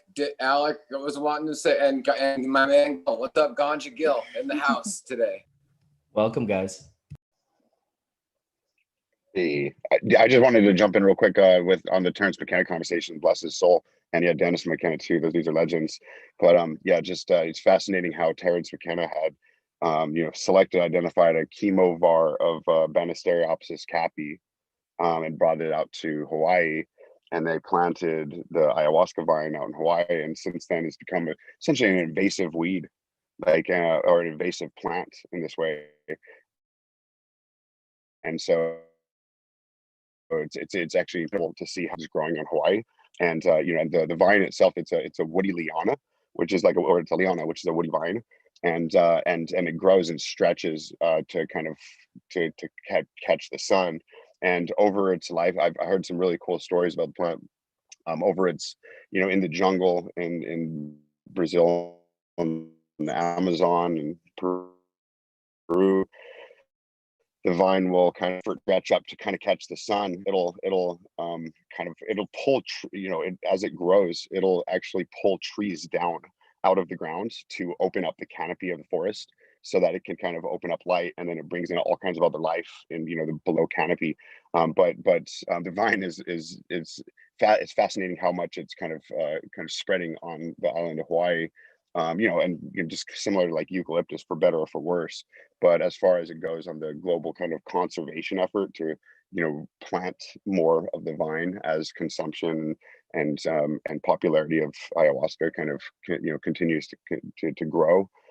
Just the whole concept of around cultivate or conservation, Terence Mckenna kind of really has made a major effect in that, post-humus. Absolutely. Well said, Alec. Thanks for sharing. Mark Rose, my manufacturer, who in Nepal, says he grew the spores in Kathmandu back in 1998. And then they went wild in the rose garden in the front yard. So he just shared that. I just wanted to say one more thing before we give Gil the floor and let him come in and say hello, which was that imagine if life itself is a dissociative.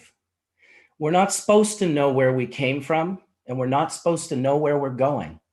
We can get little glimpses and little flashes. And this is the whole experience. This is why this is so fun and so terrifying simultaneously here on planet Earth. But I'm certain that we're not supposed to know where we came from, and we're not supposed to know where we're going, because if we did, it would affect the experience. And the experience is why we're all here. So yeah, welcome, Ganja Gil. Good morning, everyone. Thank you very much for having me on. As always, it's a pleasure to be here with you guys. It's nice to hear your voice. I'm not sure I have too much to contribute to the conversation at this current moment, but again, I'm just stoked to be here with you all this morning. It's been warmer in California than it should be recently. It's been real warm. Still kind of waiting for winter to come. Hopefully it comes. But feeling good, dude. It's another beautiful day. I'm just psyched to actually sit here and relax this Sunday morning with you guys and smoke some hash and listen to the conversation. Well, if that's not what it's all about right there in a nutshell, I mean, that if we had a mission statement here at Hash Church, Gil just spit it out. So there it is. Welcome, welcome, man. Oh, we got the chat going on. Go ahead, Joe.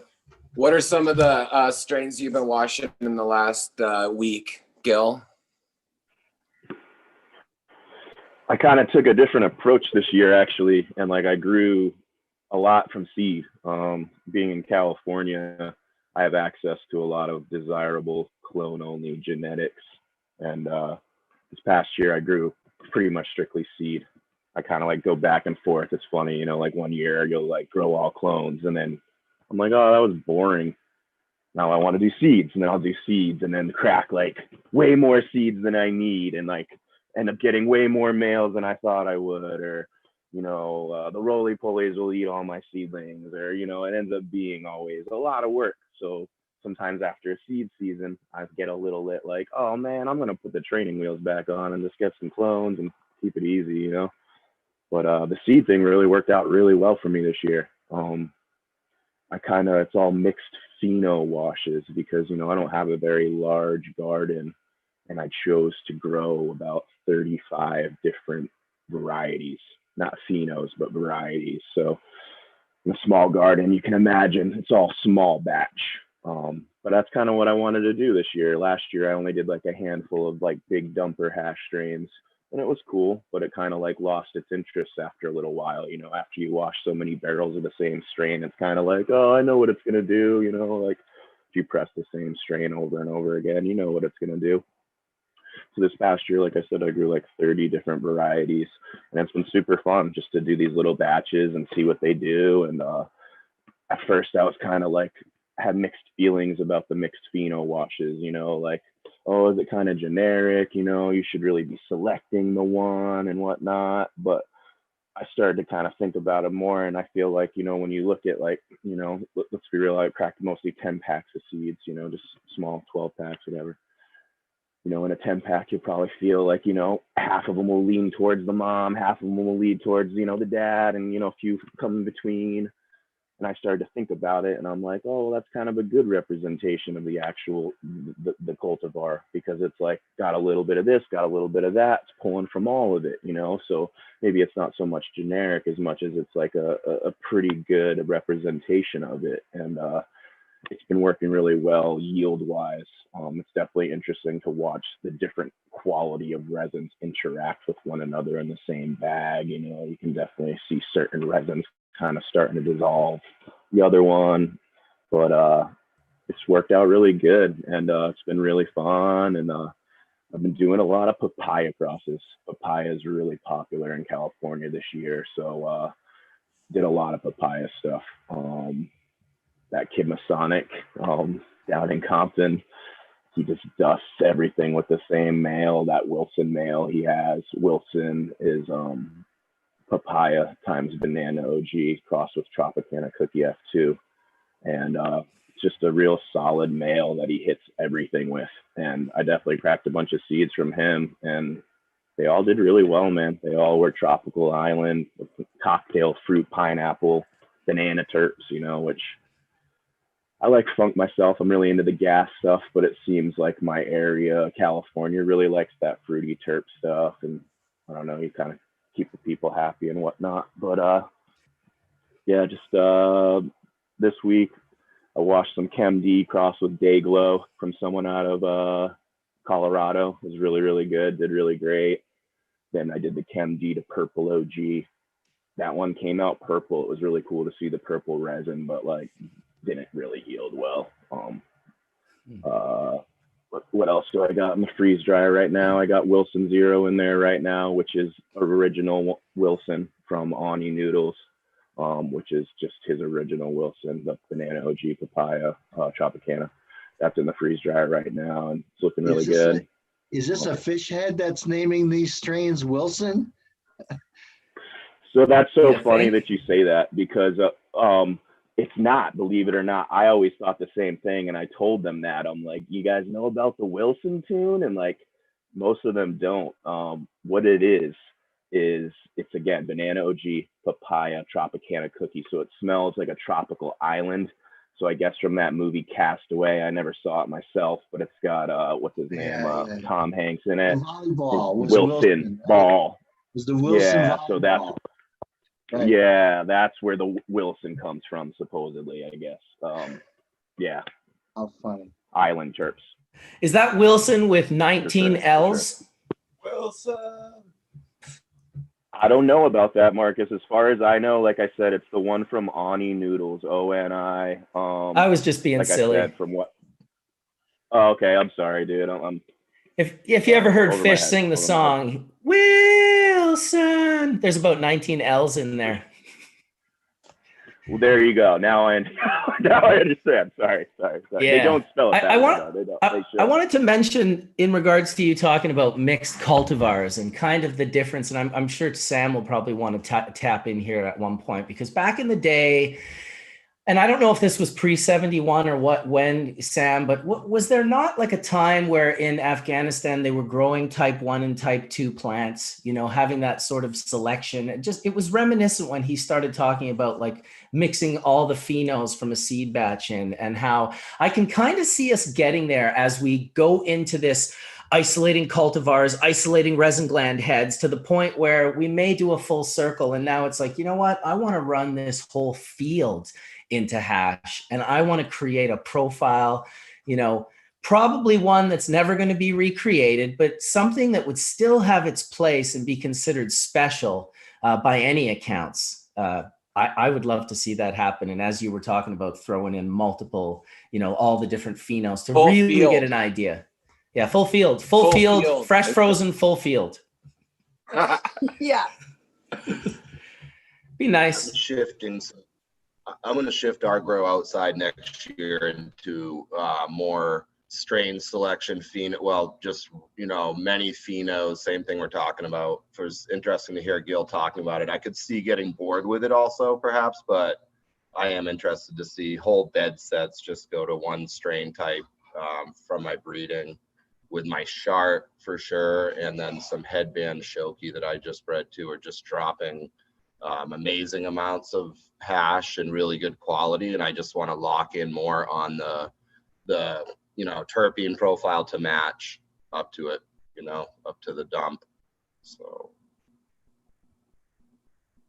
yeah, I like that you're rocking the headbands still. I mean, that's such a beautiful strain, you know, over the years, and they're just different holy varietals of it.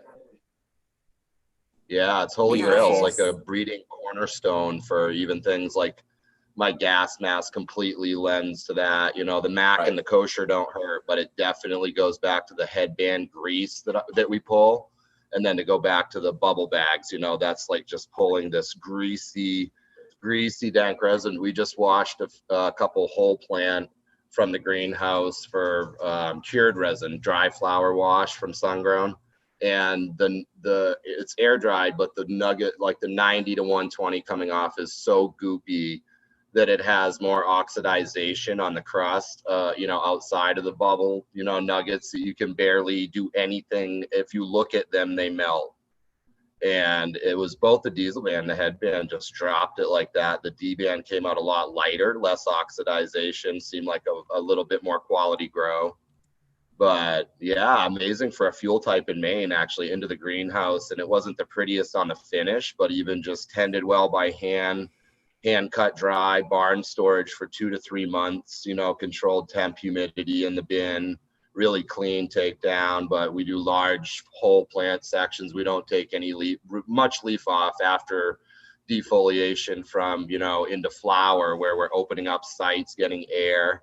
We don't take anything off really thereafter until, it's time to trim it by hand dry. So great results, whole awesome. Plant, dried flower, dry cured resin bubble lately like crazy.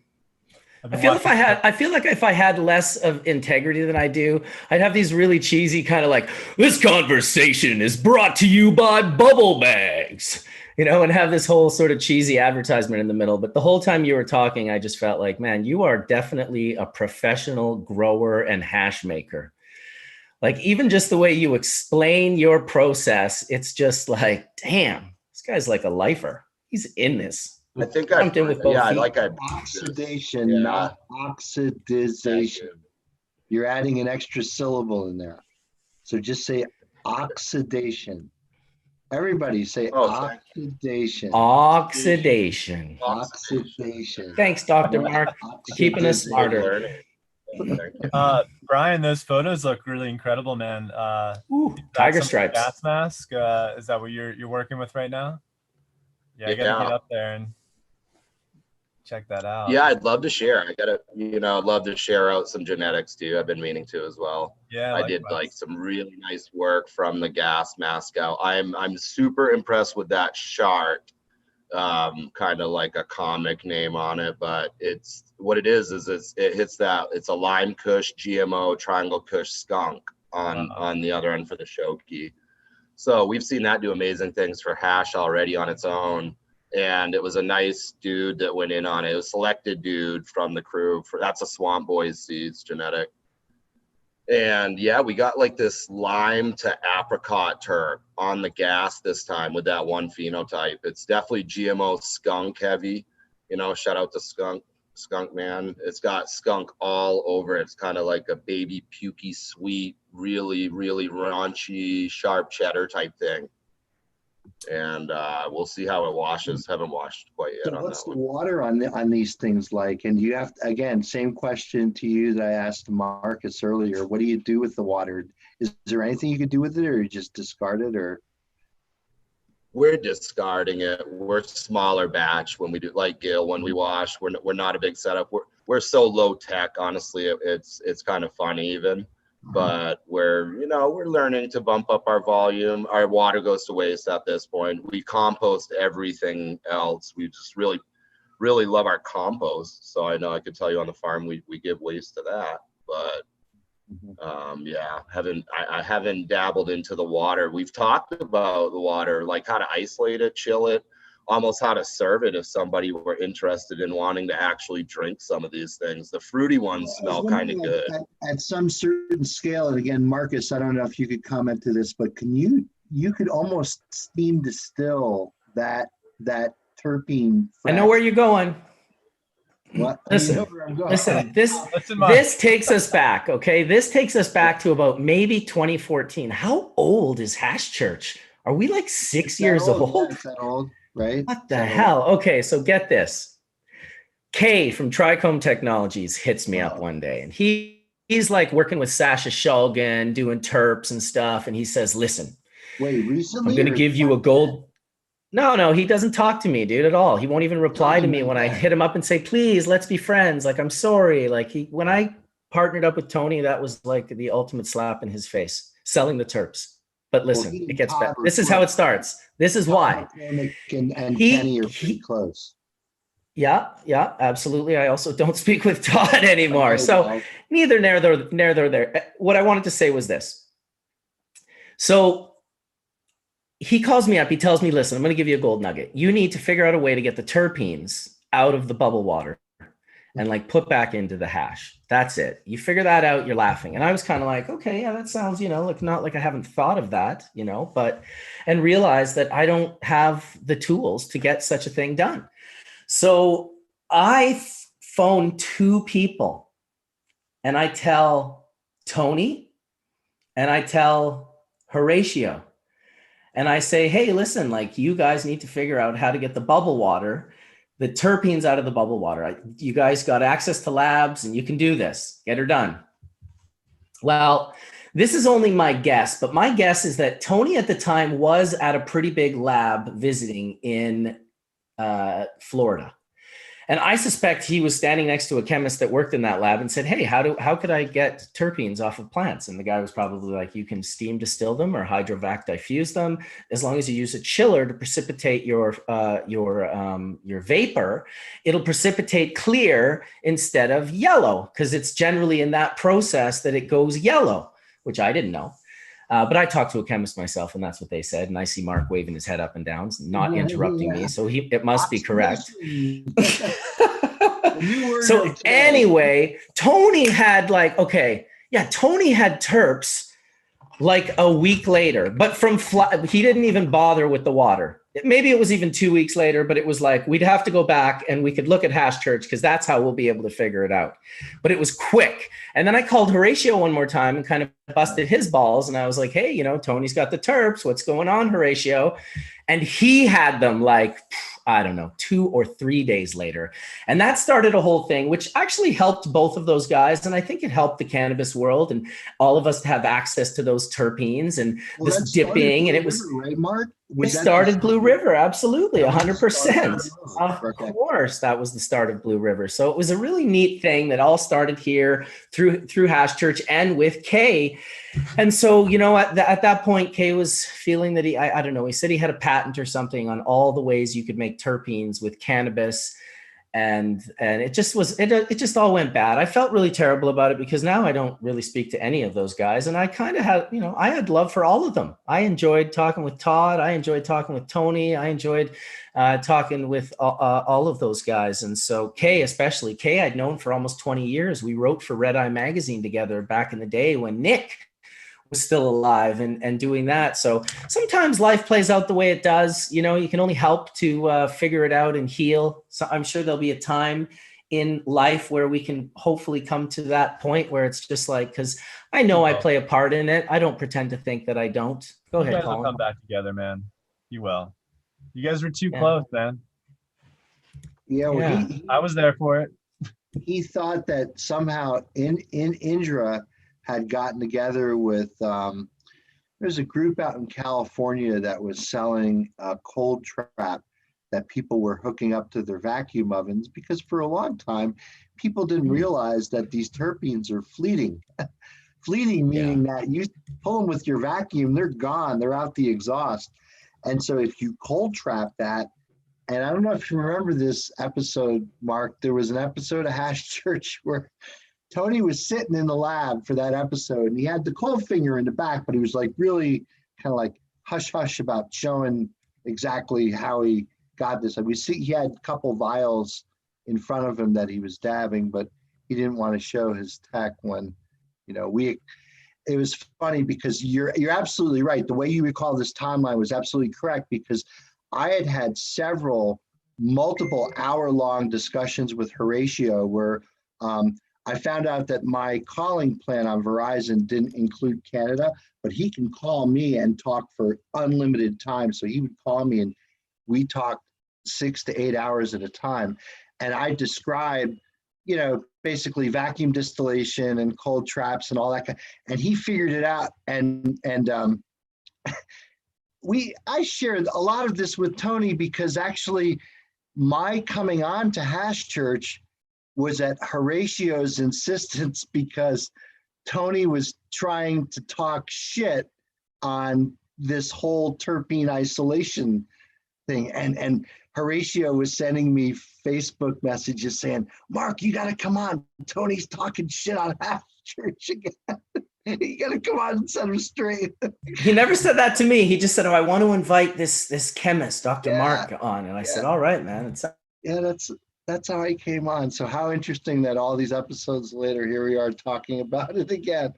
But, still, even at, best friends farm level, I mean, I always feel like, whenever I've only done small scale water hash production. And I always feel like, man, I want to do something with what I can't just like, what do I throw this away? No, there's shit in there. There's stuff in there that I want. What are the right methods to isolate it and use it? Okay, what's this we're looking at here? I don't really have a comment as far as isolating the terpenes out, but from a living soil situation or perspective, I had the pleasure of working with Steve Cantwell in Nevada out of Green Life Productions in the beginning of December. And he was so excited to just put it back into his soil. That's what he wanted to do with the water. And it totally makes sense too, right? Organic. We loaded it right in. Yeah, you know what I'm saying? The plants respond to it. And dragonfly, earth medicine. I mean, terpenes is just low-lying fruit. Bacteria is all over that shit in hours, and that stuff is gone, metabolized, mineralized, call it what you will. It ain't terpenes anymore as soon as you add soil.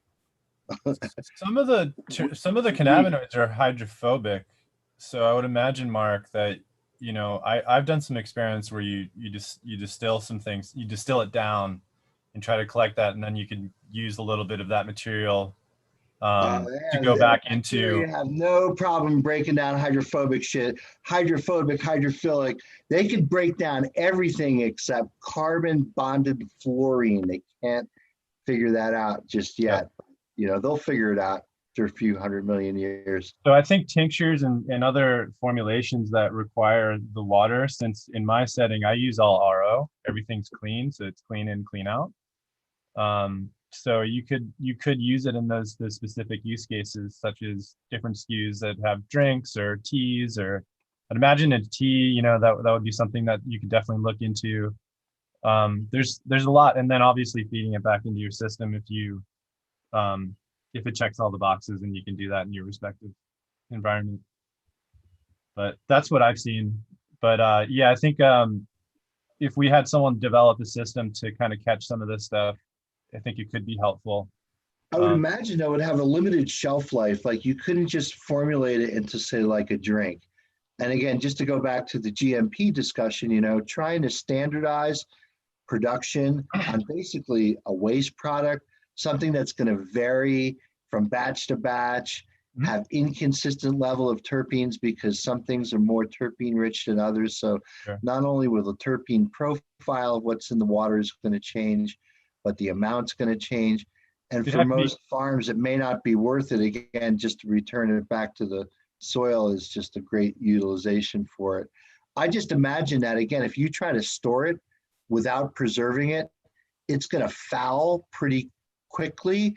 Yeah. So that goes back it's to a cold chain. It's a cold chain item. You have to be. Cozies around the cans that get soaked with this material are probably going to end up smelling pretty foul unless you clean them out on a pretty regular basis. So again, that would be something that GMP would want a regular record of how often does that cozy get taken off that can? How often is it cleaned? What's the procedure? How do you know that it's cleaned? And so GMP just affects your production on a whole different scale that, you don't necessarily think about when you're just doing small scale artisan type production. Absolutely. Yeah, I think the product would have to be cold chain through and through, to your point. Otherwise, it's going to ferment. There's going to be. Well, not only that, but it damn straight better be like fully organic and regenerative and sustainable and not like poisoned out at any point in time, because that's I wouldn't want to be pouring that into my plants. I wouldn't want to be drinking that. Right. I wouldn't want to. I mean, definitely it's drinkable, like right out of the thing. You can just drink the water. I mean, and in a regenerative sense, right? Like we've that's the whole thing. You're just like, oh my God, I just made tea. Thank you. I'm going to drink this, But we've carbonated it before too, and made like beautiful carbonated hash water out of it and served it up in gorgeous little champagne flute. It was awesome. Have you fed it to animals? I'm wondering if Kefir water, I think, would. You broke up on us there. Did you say you fed Go it to ahead, Gil. animals? I know we put it under the microscope in Vegas, Gil. me and Steve, and it hello? No, we've been. Hey, is he still with us? Go ahead. Yeah, go. Go ahead. Okay, if you Yeah, can go, Josh, Gil, I go was for just it. asking when I was- if you had fed it to animals. Yes. Okay, never mind. Go ahead, Gil. Oh no, sorry. I'm still new to this, guys. I'm not used to all the group conversation online. I apologize to the listeners, but yeah, no. Steve was really excited. Like I said, give it back to the plants. And I'll say one time we were kind of like lazy about it. I'm not trying to we left it in the machine overnight, and then cleaned it out the next day. And I'll say the water was drastically different than when the next time we evacuated it right away out of the large vessel into a tea brewer. It was still very, very, very cold. Obviously, we were using it for ice extraction. And overnight we brewed it, we aerated it. And when we came in, there was stuff going on in there. It was fairly barren, but like you'd find these little pockets of these little communities starting to develop. And we definitely saw, bacillus, rod-shaped bacillus, some oculus. Again, not definitely. I'll never say definitely because I'm not really great at identifying stuff. You got to really stare there and watch it move around for a while. But you saw some things, you know what I mean? And to me, it was promising and it was cool. Obviously, you can't really see terpenes under the microscope per se. You're just seeing the biology, but the plants respond to it instantly. Like when he foliar sprayed it, you see the plants love it. He watered it in. I thought it was cool. He was really into it. To me, it's just a way to keep the loop closed. Do something with the water rather than nothing. But again, I'm sure Mark can tell us some more stuff or tell me what I just said was possibly wrong. Well, I would just add that, depending on the volume of hash that you're washing and the size of bed or the size of soil that you're working with, there is a level of residue that kind of comes with having, this water, so we found if you were say doing it every single day and every watering you were using was hash water, you would start to see a little residue develop on the top of the soil. And we really find that that's the overdone part of it. We find that, for outdoor sun-grown gardens, and what we're doing is if we're washing our own hash, then we're putting the right amount of hash water back into the soil. If we were to be taking other people's hash or other people's material and turning it into hash water, maybe it would be too much. But it seems like in a garden closed loop situation, if you're washing your own plants, then absolutely you got to put all of that water back into the soil. We've been drawing 1,000-foot, 2,000-foot hoses forever from our washing stations just to make sure that every single greenhouse is hit. We do it all year long. Even now we'll be gravity feed hoses will just go from our, hash station down to the next greenhouse and whatnot. And we're just locking in, that water.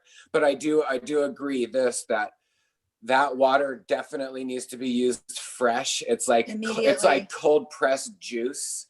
It's not something that you let sit around because it's living, especially if you're using fresh frozen. If you're using fresh frozen, then you're getting a lot of that bacteria and fungi and things that are in the plant, in the water. And then when you use it, I think that would be really smart to maybe use kefir crystals and do some kind of a kefir water fermentation with that. Another thing I would say is that we tried to use the leaf afterwards because it's really easy to put the leaf back into a compost system or some kind of, top dress. And that's a beautiful thing. But then I was like, oh, we should try and make bokashi from it. So let's try and ferment it with lactic acid bacteria so that we can lock in this green living nutrient, with this lactic acid. But then we found it got really sour fast and there was a lot of water in it. So then we said, oh, let's take the leaf and let's put it in an apple press and press all the water out of it to try and get it as dry as possible. So we were making these like leaf pucks in the apple press and then pulling them out and then aerating in it. And it was like, oh, it was really nice. But then we found we still needed to use like half organic bran or some kind of sawdust in with the green leaf in order to get pseudo fermentation. Because once you started putting that leaf back into a closed system, some type of bag or some kind of thing, and try and ferment it, bokashi, for future fermentations, it would just sour off because too much water. It would have the anaerobic anaerobes would come and overtake. So you needed that dryness and then a little bit of like either sawdust or some type of some kind of brown material, and then saturate that with some kind of lactic acid bacteria or EM or some kind of fermenting. And that was the way we had success from turning the leaf into a bokashi. And bokashi is just any bran or any leaf fermented. That's just a blanket term for, locking lactic acid bacteria. And earlier, use. You guys were saying, how is it that we can really save these terpenes? Well, we feel like as cultivators, the way that we can save the terpenes is just give it back to the soil, because we've definitely noticed, since we've been doing that for the last 15, I don't even know, we've always given back the water. It just always made sense to us. Our terpene profiles and our breeding and everything is just really well, especially in a Hugo culture, carbon-rich, carbon sequestration bed system. You're just like saturating with this green terp water, and this green terp water just wraps around all these rocks and sticks and stuff. You're just like, oh hell yeah, that's my system. You know what I mean? And it just turns into future crystals. I mean, hopefully we have crystals in the soil to charge up the crystals in the plant, because they're all crystals. And so that's the thing. Now we're going to start seeds really soon. We should really think about starting seeds on crystals. And feeding it with your hash water right from the very beginning. And so right from the germination, a little bit of hash water, because then you get to teach the plant where it's going to go later in life. Why not? Well, you're teaching the bacteria that's in between these chemicals and the plant where it's going, right? Right. So yeah, it's like the people who germinate their seeds by, putting them in their mouths first and letting the amylase enzymes in their saliva kind of like be the first, moisture that actually gets inside the seed when it germinates. People think that, again, that's a way of sort of like personally putting your, sort of thing on the plant. But, the thing that I always like about like what you guys say is that everything you say is that what you're sort of feeding this chemical biome or this chemome or whatever it is. I mean, it's like there's these chemicals and these nutrients that are being supplied by the fungi and by the bacteria. And fungi, again, just plays such a huge, enormous role in everything that we do in this living world. Fungi are just everywhere, right? And the bacteria are just everywhere. So it's like they play such a vital, important role in life itself.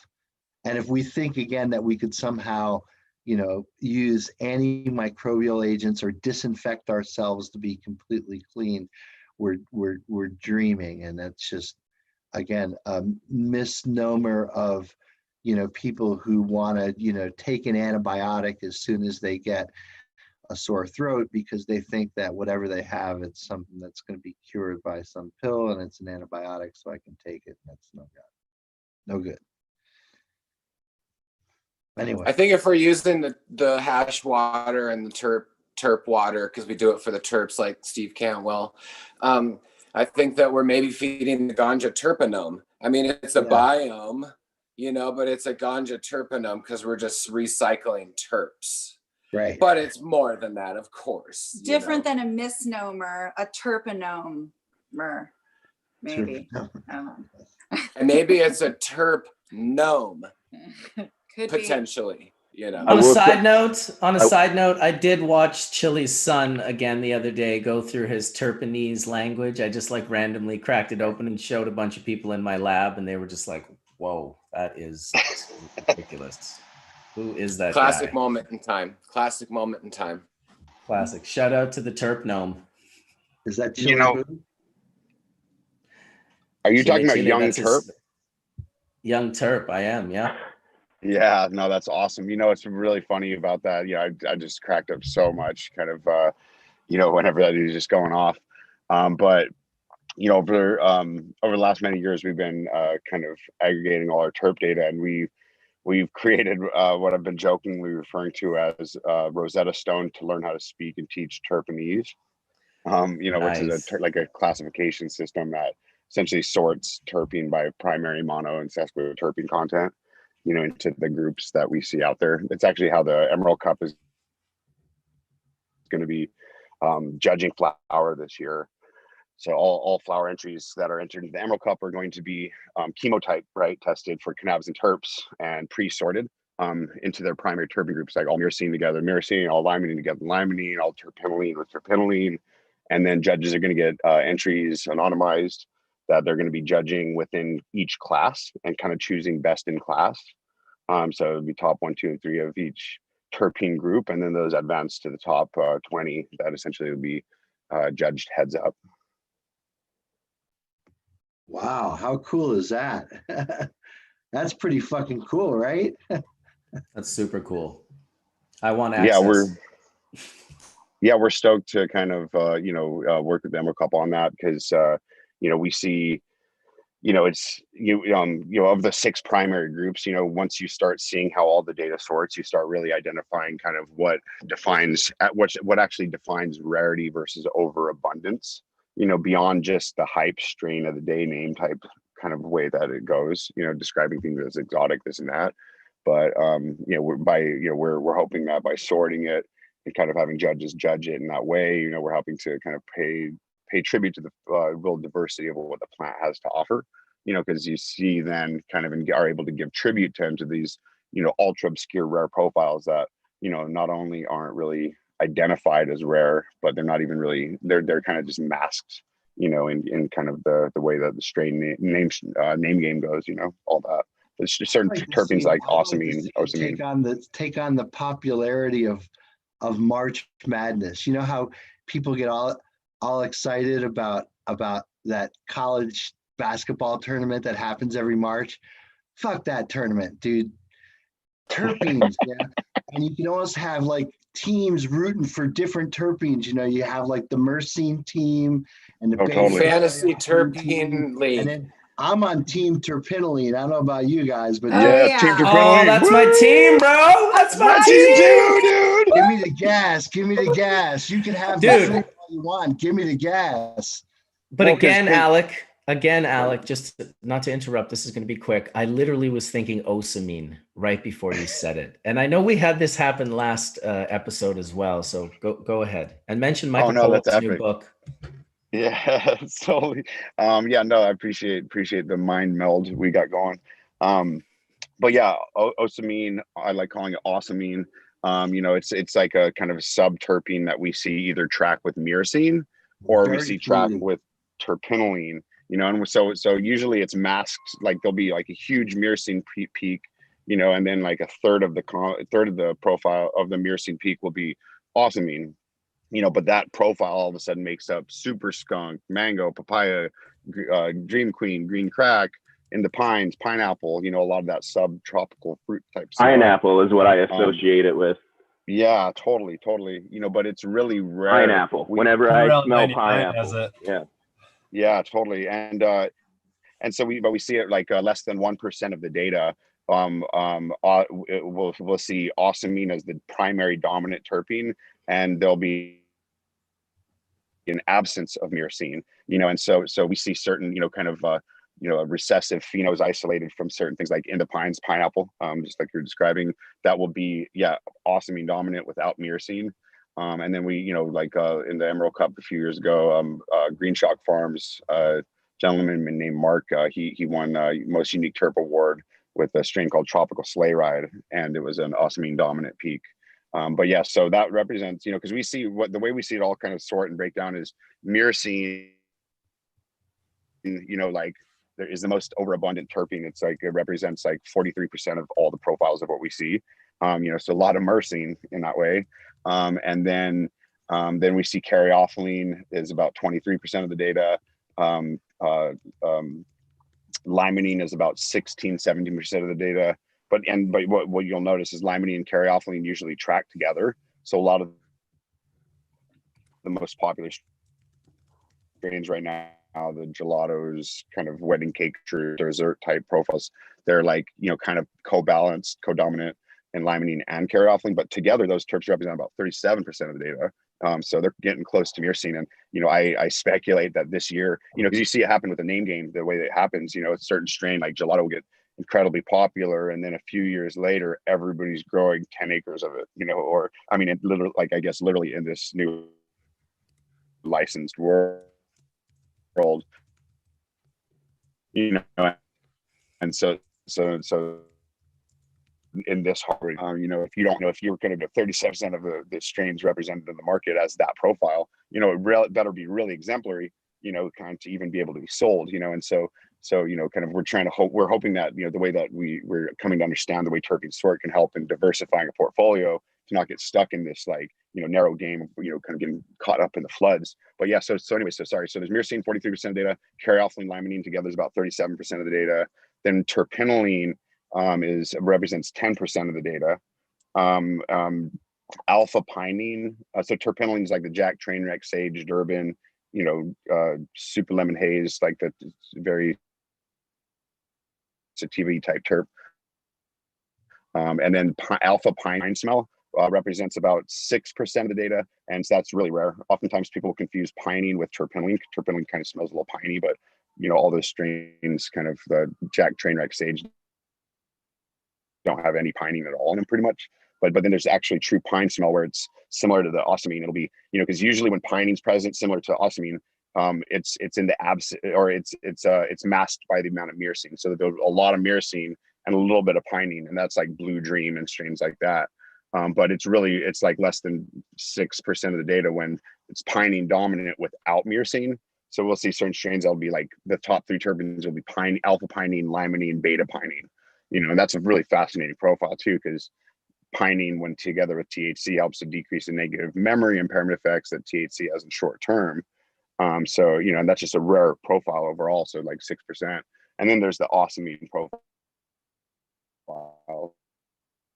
which is 1%, you know, but that's, you know, we pretty much see, you know, from the 160,000 terpene tests that we've done since 2013, when we worked to sort it all, and with some bioinformaticists' help, we came to see that there's 6 primary terpene groups that really are defined by the monoterpene content. Beta caryophyllene is the only dominant terpene that's not a monoterpene, it's a sesquiterpene. So we see 6 primary groups, and each primary group has like 2 to 3 subgroups. But we really see about like 13 to 15 archetype profiles pretty much dominate everything we've ever tested in California and Oregon, you know, across our data set. But go ramble on about that. Which one is a cannabinoid and a terpene?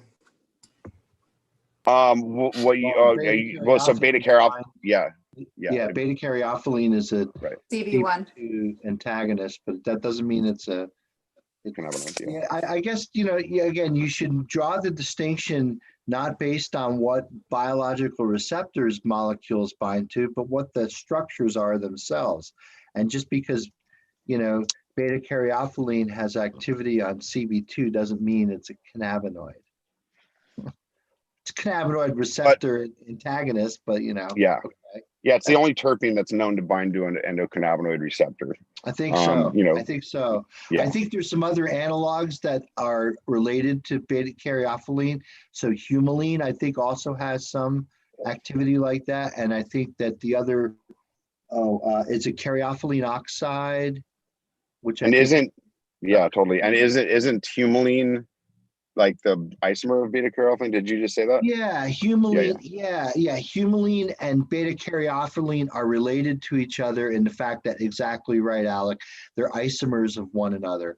And beta caryophyllene has a very peculiar four-membered ring with a very large other ring, where humulene itself just is one large ring. So it's the same atoms, it's the same Tinker Toys, just connected at different spots. Mark, Right. doesn't it have 3 isoprene units? Yeah, which makes it a sesquiterpene. Well, yes. It's a sesquiterpene. I think Alec properly said that. Yeah. Right. So sesquiterpenes are C15s, not C10s. Right. And what's really fascinating about the, because from what we see is kind of to the point conversation has been going, the terpenes are precious and they're fleeting, kind of depending on how they're cared for and preserved. And the most of the primary attributes that contribute to the secondary metabolite expression of the terpene content in the strain, are the monoterpenes. So limonene, myrcene, pinene, terpinolene, and ocimene, and like linalool. I mean, there's which are some subterpenes, and they're all monoterpenes, and so those are all the quickest to go away at the lowest temperatures. Even at room temperature, they can begin to volatilize. Is a monoterpenoid, though, right? So linalool is the exception to what you said, right? Totally. So Thank you. No, I appreciate that. Terpene, because it has a oxygen on it, it's reacted with water, so it's what we call a terpenoid, because you could call it a terpenol, but they're all terpenoids. Yeah, terpenoid. So geraniol is also another example. Camphor, eucalyptol. These are all alcohols that are derived from terpenes reacting with water, and now incorporating the water molecule into the structure of the compound to create what's called a hydroxyl group, which is notably an alcohol. Right. Well, and to kind of wrap that, so really, so we're testing for like 36 terpenes and terpenoids at SC Labs, and essentially across our entire data set, we really see about 5 to 9 terpenes define 95+% of the profile of every terpene test we've ever ran, right? And so we test for eucalyptol and kind of geraniol and certain things, but there terpenes, just tiny amounts kind of that complement the profile, but most of these terpenes show up in pretty much non-detect amounts. So it's really fascinating to be able to start to characterize kind of and sort kind of everything we've tested by these really 5 to 9 terpenes that define the primary and subgroupings and how it happens. But kind of just to kind of wrap the point on how precious terpenes are, we see really like from the time of harvest, through the kind of harvest, like seed time of dry to, or harvest to cure, so it's like, what time of day are you harvesting? You're harvesting in the middle of the sun, you're harvesting in the middle of the night, kind of around the full moon kind of thing. I think I was hitting on this before on I think last week maybe, but then what are the conditions that are being that are taken to preserve these monoterpenes, because they're the ones that are so fleeting, and how they being extracted and all that. But just did I mention swag flag last week? No. All right, cool. All right, so yeah, I didn't want to be very redundant. So it was fascinating, because when we started aggregating all this terpene data that we've tested over the past kind of since 2013, there was everything was sorting into the primary kind of secondary groupings that we saw everything kind of very predictably sorting to, and then we had like an outlier trigger or an outlier flag. So if there was a profile that didn't match kind of these very predictable groupings, then it would be flagged for secondary review. And that's where I was most excited to kind of really dive into the data, because I was like, oh man, that's where the most trippy landrace obscure like terpene profiles are going to be. And like within that that data that I was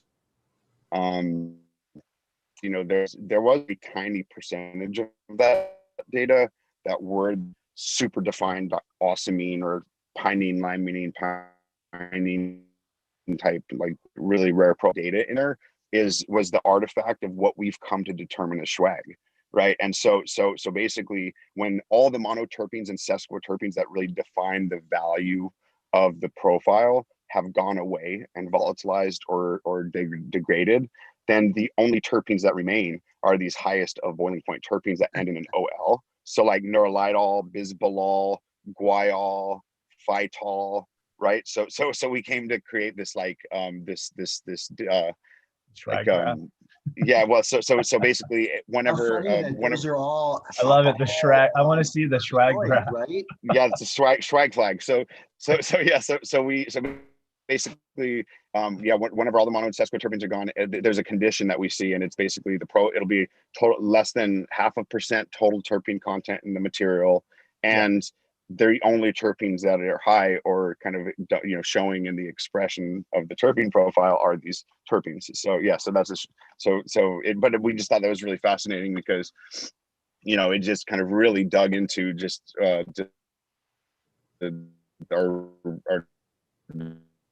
discovery. And I mean, it's always been known, you know, and the data, you know, are really what define quality. You know, the presence of them with THC and the cannabinoids and the ratio. But whenever the terpenes, I mean, it could test 35% THC, but it could have the swag flag terpenes. And guess what? That's like a 90-to-1 terpene to cannabinoid terpene ratio. That's like that, to me, that's what defines biomass. You know, like there's no more value to represent that material in the market other than to distill it, right? Sure. You know, and so, but if it's like 50% THC, but it was like harvested, if it was grown in living soil and regenerative conditions, and the secondary metabolite production doubled, and there's like 5% terpenes in the dry flower because it was, you know, harvested around the full moon at night and dried, cured, preserved immaculately, you know, that's like 5% terps in dried flower. So it's like 15%. That's a 3-to-1 cannabinoid to terpene ratio. Right. Now, how does flavonoids play a role? You know, that plant has to offer, and nothing would otherwise. Totally. I mean, you know, they're definitely having a role in the flavor, and, you know, kind of, you know, the overall kind of bouquet. I mean, I guess like for your, I guess your, you know, your that area of your sensory system.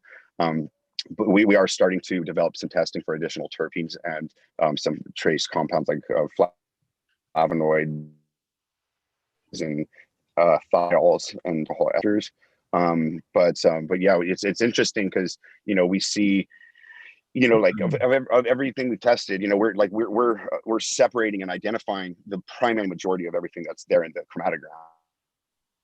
You know, but by the time you will see these little unknown kind of tiny peaks, you know, in the chromatograms of these certain things that we're not testing for, you know, because each time we test terpenes, you know, we have a runtime QC columns of over 90 minutes per test, per sample, you know, and we do that so we can get as much separation of each compound so that we can see all the trace, you know, so we have no collusion, and that we can make sure that each peak, you know, is what we're actually testing for. But, you know, from time to time, yeah, we do see these little certain trace peaks of certain compounds, you know, and one of my partners, Jeff Gray, he kind of, it's interesting because he likens it to, you know, if you're making a soup, you know, and you have all these ingredients and spices, you know, it's like, you know, certain all things aren't created equal, because, you know, you can take a teaspoon of salt and throw it into the soup and maybe barely affect the taste, but you could take a teaspoon of cumin and throw it in the soup, and it just completely changed the overall profile.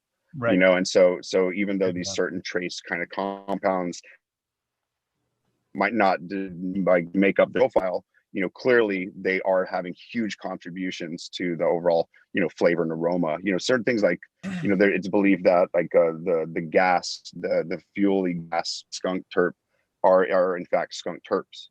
You know, like thiols are skunk terpenes from skunk. And so, you know, because you could take the OG Kush or Gorilla Glue or what have you profile, headband profile, and, you know, you could recreate that, you know, mixing botanical terps or what have you.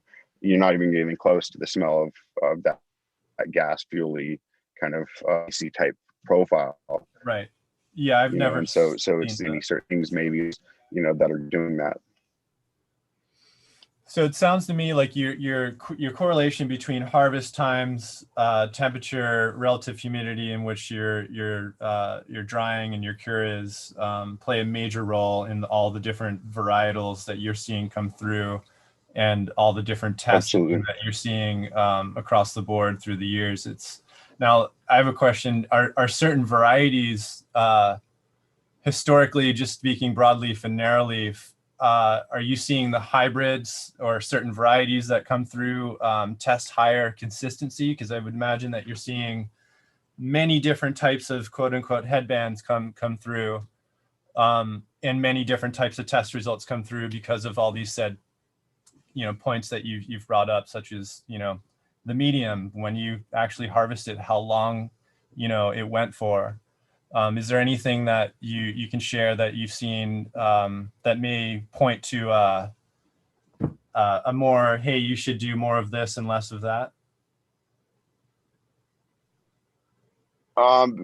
Well, so on the expression side of things within the plant, I mean, that's where kind of I've so much like love and respect, for the work of Soil Food Web and Dr. Elaine Ingham and just how much kind of cannabis farmers have really put, organic farming potential and how to grow plants optimally by understanding the soil microbiology. It's like that. I mean, I feel like Elaine Ingham's kind of received like saint status from, cannabis farmers that have now brought her so much more legitimacy as a microbiologist in the world of microbiology than she's ever had, right. and is helping to elevate the potential of farming, and she shows that through, when you find the right fungal bacterial ratio, that you're cultivating the plant under, then you can, it seems like cannabis is 1-to-1 in that way. And just from the little I remember, from kind of, how deep I was on it back in the day, but, she's been showing side by side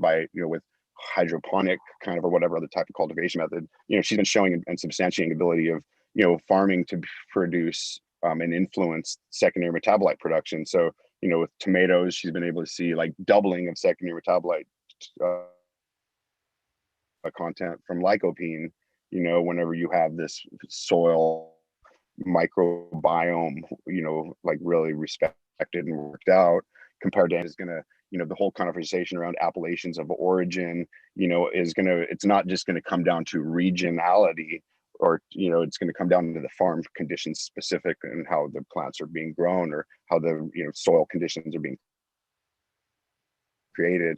It's because there's that side of it. And then, there's, then there's the preservation side of it. We're working with certain groups that are doing live rosin harvesting, right? So they're, they have the teams and they're going out in the fields and they're, harvesting the plants and prepping them and kind of getting them in freezers immediately, and it's kind of where, we've been working with them to where they're harvesting kind of in the middle of the night, or, early in the morning, right before the sun comes up, as opposed to, in the middle of the, peak heat of the afternoon. And we're just from kind of the return in the extraction process on the terpene content itself, whenever there's these certain considerations around, harvest time of, around the moon cycle, around the,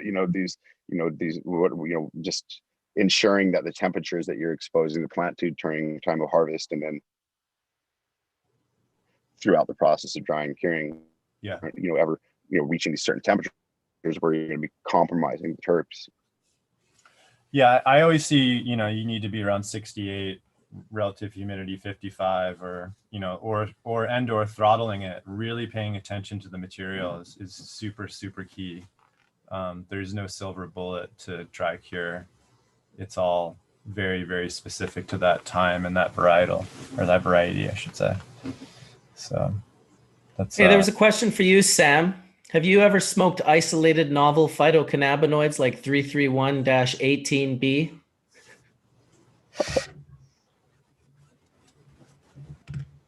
Is that like a synthetic cannabinoid? Like Hold on. Yeah, I'm smoking some right now. You're hitting that 331-18B right now? Well, actually, it's point B3. It's third. Right, I figured.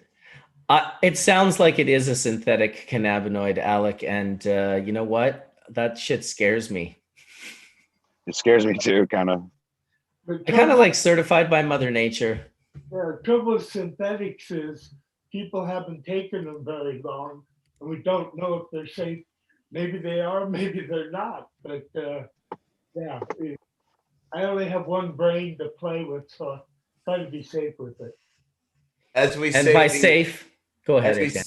As we say, yeah, I mean, I think like Deno factor is large. What's that, Alec? I was just going to add, like, you know, in the world of like these like synthetic compounds or analog compounds off of the original molecule, you know, synthetic cannabinoids do scare the shit out of me, but it's fascinating, you know, how something like the compound of mescaline and then the compound of 2CB, you know, 2CB is incredible medicine and gift of Alexander Shulgin, bless his soul. You know, and that's, you know, seems incredibly, you know, safe and effective in, you know, kind of controlling dose and, you know, effect.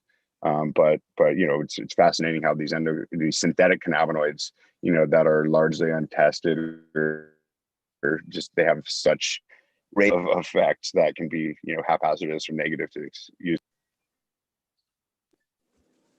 I think often with those compounds, they have potential long-term degenerative effect if overused. In the case of MDMA and 2CB, that their microdosing capabilities and their euphoric and their dips into a calm, you know, meditative place is exceptionally beneficial, and it's amazing medicine. In the overuse of it, or say the non, you know, pharmaceutical ways that you may get it, can definitely have a degenerative effect on your neurological system. So I think it's always safe to say that the plant compound itself is going to be the one that's going to be healthy for your, you know, corrective, you know, therapy that you're looking for. Well, apparently the 3,3 whatever 18B was isolated by Dr. Didi Mieri from a plant in Technician Lab, Israel. So it wasn't a synthetic one. It's isolated from a plant. It's Hermatia illucens, who's in the chat room talking about it. Yeah, there's like 140 different cannabinoids been found in the plant, is my understanding. Mark probably has better number actual, but yeah, there's all kinds of different cannabinoids that the cannabis plant makes. And I want to throw out that I think that the real beauty of the cannabis plant is that it comes with this whole soup of terpenes and other cannabinoids. And that's where some of the benefit and magic of the plant really resides. Blessed be. Yeah, and things like MDMA. Yeah, I totally agree with that. You know, the other compounds that we were talking about before, like the hallucinogenic compounds. And so, like, if you're familiar with Sasha Shulgin's books, so the P books, so the phenethylamines that I have known and loved.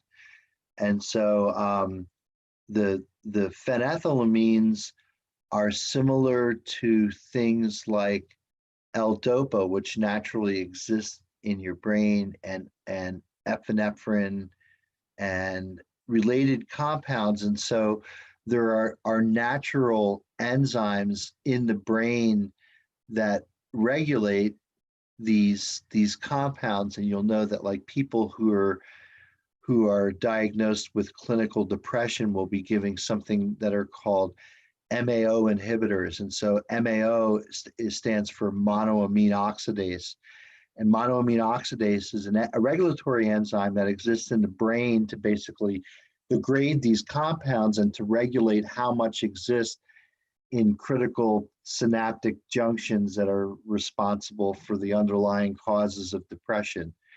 And so the other thing that you have to think about, like we were talking about MDMA before and microdosing, it's interesting because microdosing seems to tap some different level and function of these compounds in the brain that's not quite well understood, as opposed to the guy who goes to the rave every weekend and just takes as much ecstasy as you could possibly swallow. I mean, at some point, again, you're saturating your body's ability to basically degrade these compounds. And because they look like compounds that are related to things that are naturally in the brain, they're metabolized and then reuptake presynaptically. And so the whole basis of the whole acid flashback, which is where somebody just took so much psychedelics and now presynaptically they've sort of reincorporated these compounds, which at one point flooded the synapse,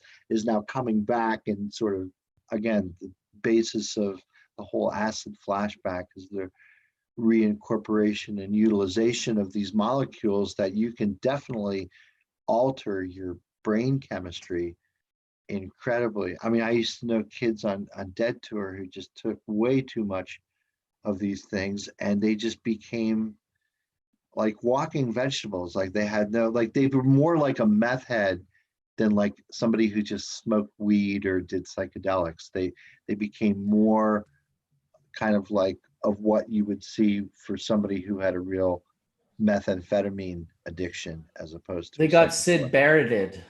The inability to have emotion or show emotion, it just became so vanilla, you know. It's very strange. I noticed. And I think your body begins to depend on this. Almost there's a dependency that is probably underpins the addiction to them. But I don't think cannabis, I think cannabis is kind of like, again, for that to me, is like the exit drug. It's like you can still get the euphoric feeling that you get on psychedelics without completely losing your shit by just having the right type of cannabis, I think, cannabis product. And I know it's a completely different set of molecules, but it's acting on the same, it's a different set of software, but it's acting on the same computer. You know, you're not doing things that are the thing with psychedelics. And again, it's so interesting how when you look at the chemistry of psychedelics, how they're very often these phenethylamine type derivatives. If you look at the structure of LSD itself, you could actually see in the case of LSD that there's an indole ring which basically defines the molecule itself, but you could basically map a molecule of phenethylamine right over the top of those, and you could see where they could fit in the same receptors, kind of like as, you know, puzzle pieces fitting together. So it's really cool. Interesting conversation, no doubt. We've got 15 minutes left. I've got a hard stop at noon today. I'm going to be hiking up the mountain behind my house and going and seeing the enchanted forest that's up there.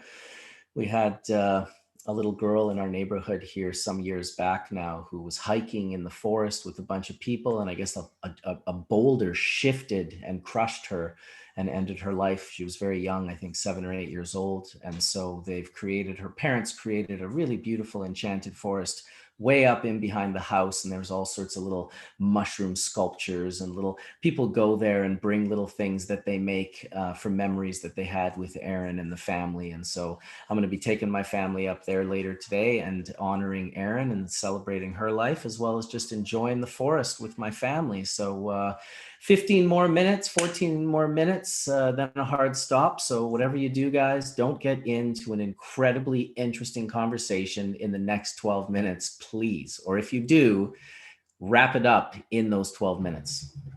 Well, hey, what's everybody smoking on today? Just keep it light and lively. And for fun and giggles, we haven't done it in a long time, but what are you smoking on in chat? Well, let's see what they say. It's going to happen fast. Strawberry guava. Grapefruit, Durban sugar. Guava. Lemon Kush mints, Georgia pie with some Chernobyl library.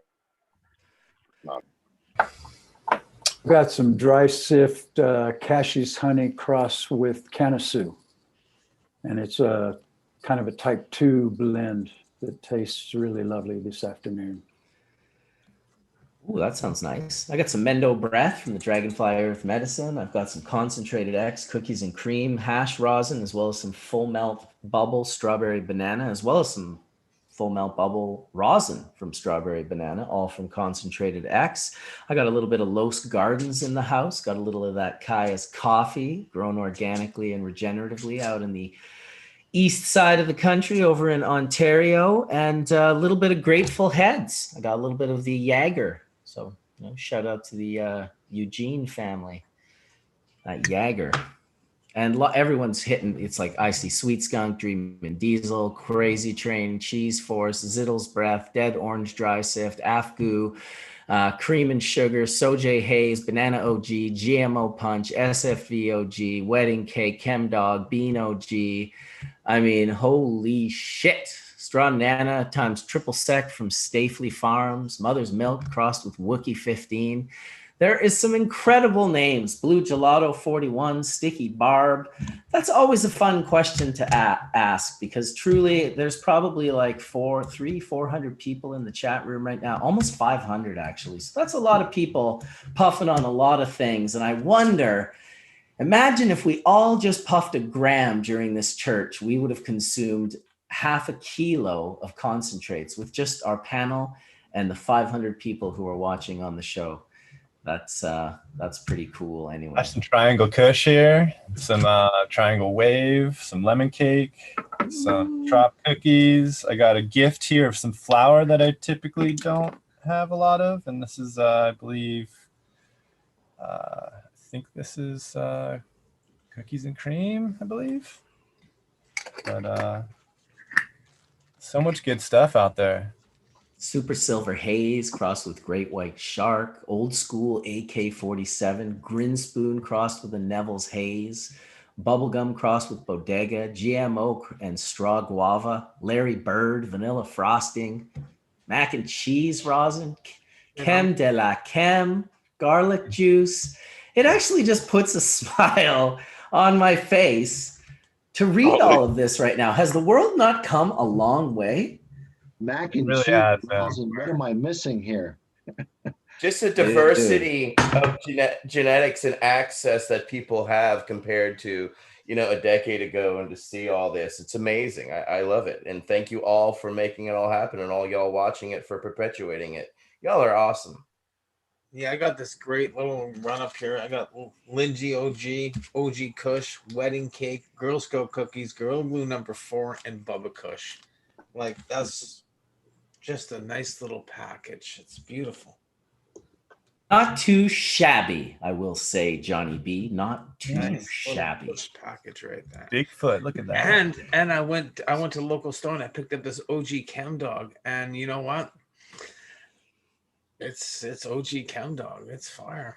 Evergreen's hitting that skunk ran over by a blueberry truck with a burning tire. How's that?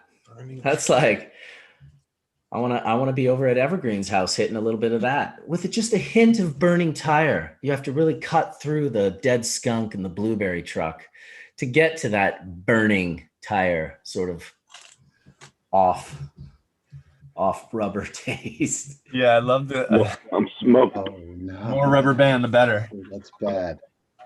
The more rubber band. Smoking some guava Listen, punch.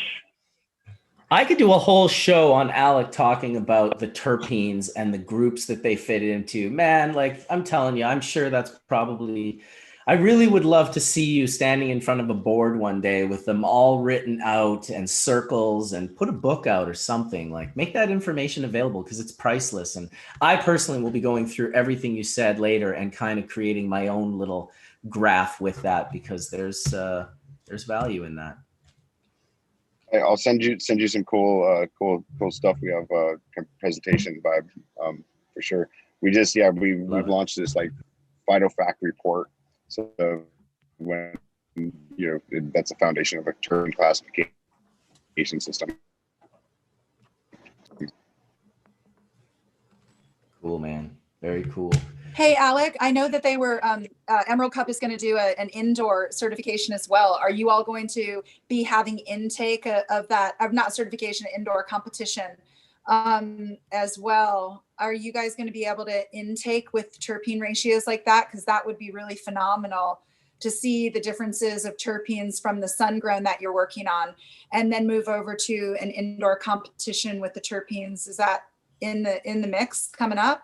Well, so we're terpene cannabinoid testing all flower entries across categories. So, and the Emerald Cup is doing indoor this year for the first time, and they are also kind of paying tribute and recognition to third-party certified organic type farms. You know, kind of DEM certified and all those others around, and so it'll be really interesting, you know, to kind of analyze and see you know, both, you know, from flower, you know, grown indoor, sun grown, across, but just to kind of compare some of the data around terpene cannabinoid expression compared to the mean across all the other data.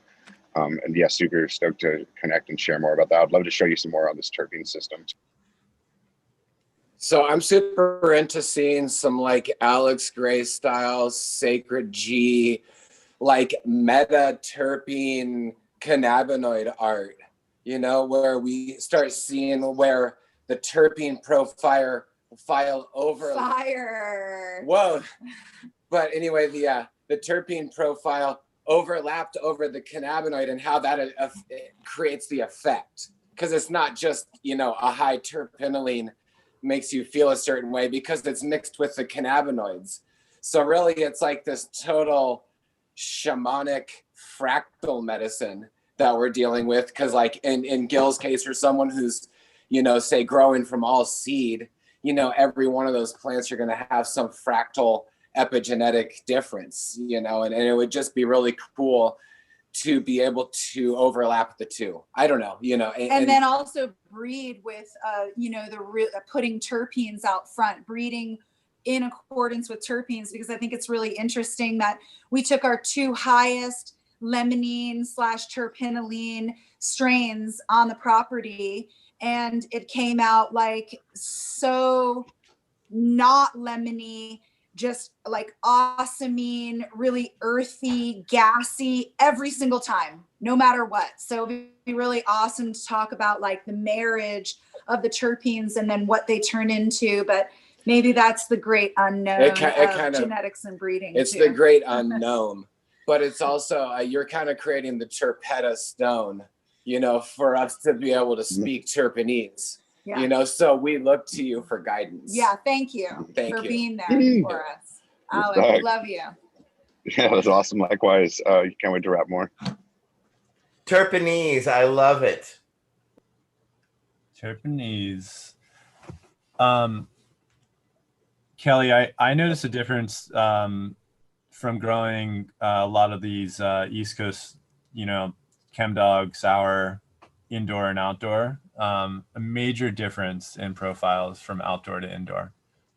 Sour diesel might be one of the hardest varieties to actually grow well indoors, from growing a lot of it over a long period of time. And I prefer the outdoor, to be honest, and greenhouse grown version of it. It's there's nothing else quite like it, to be honest. And I stand behind that. I have to try that then. Yeah, it's fascinating, but I see it. I see it.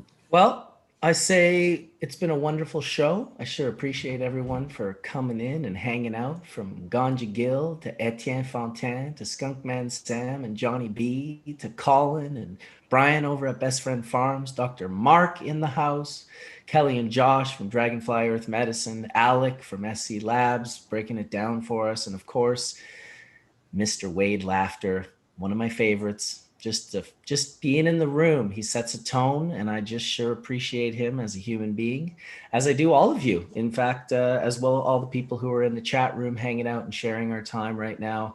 Thank you all so much for hanging out for us. Hash Church 3.0, episode 14. Let's do it again next week. Make it episode 15. Just keep doing it.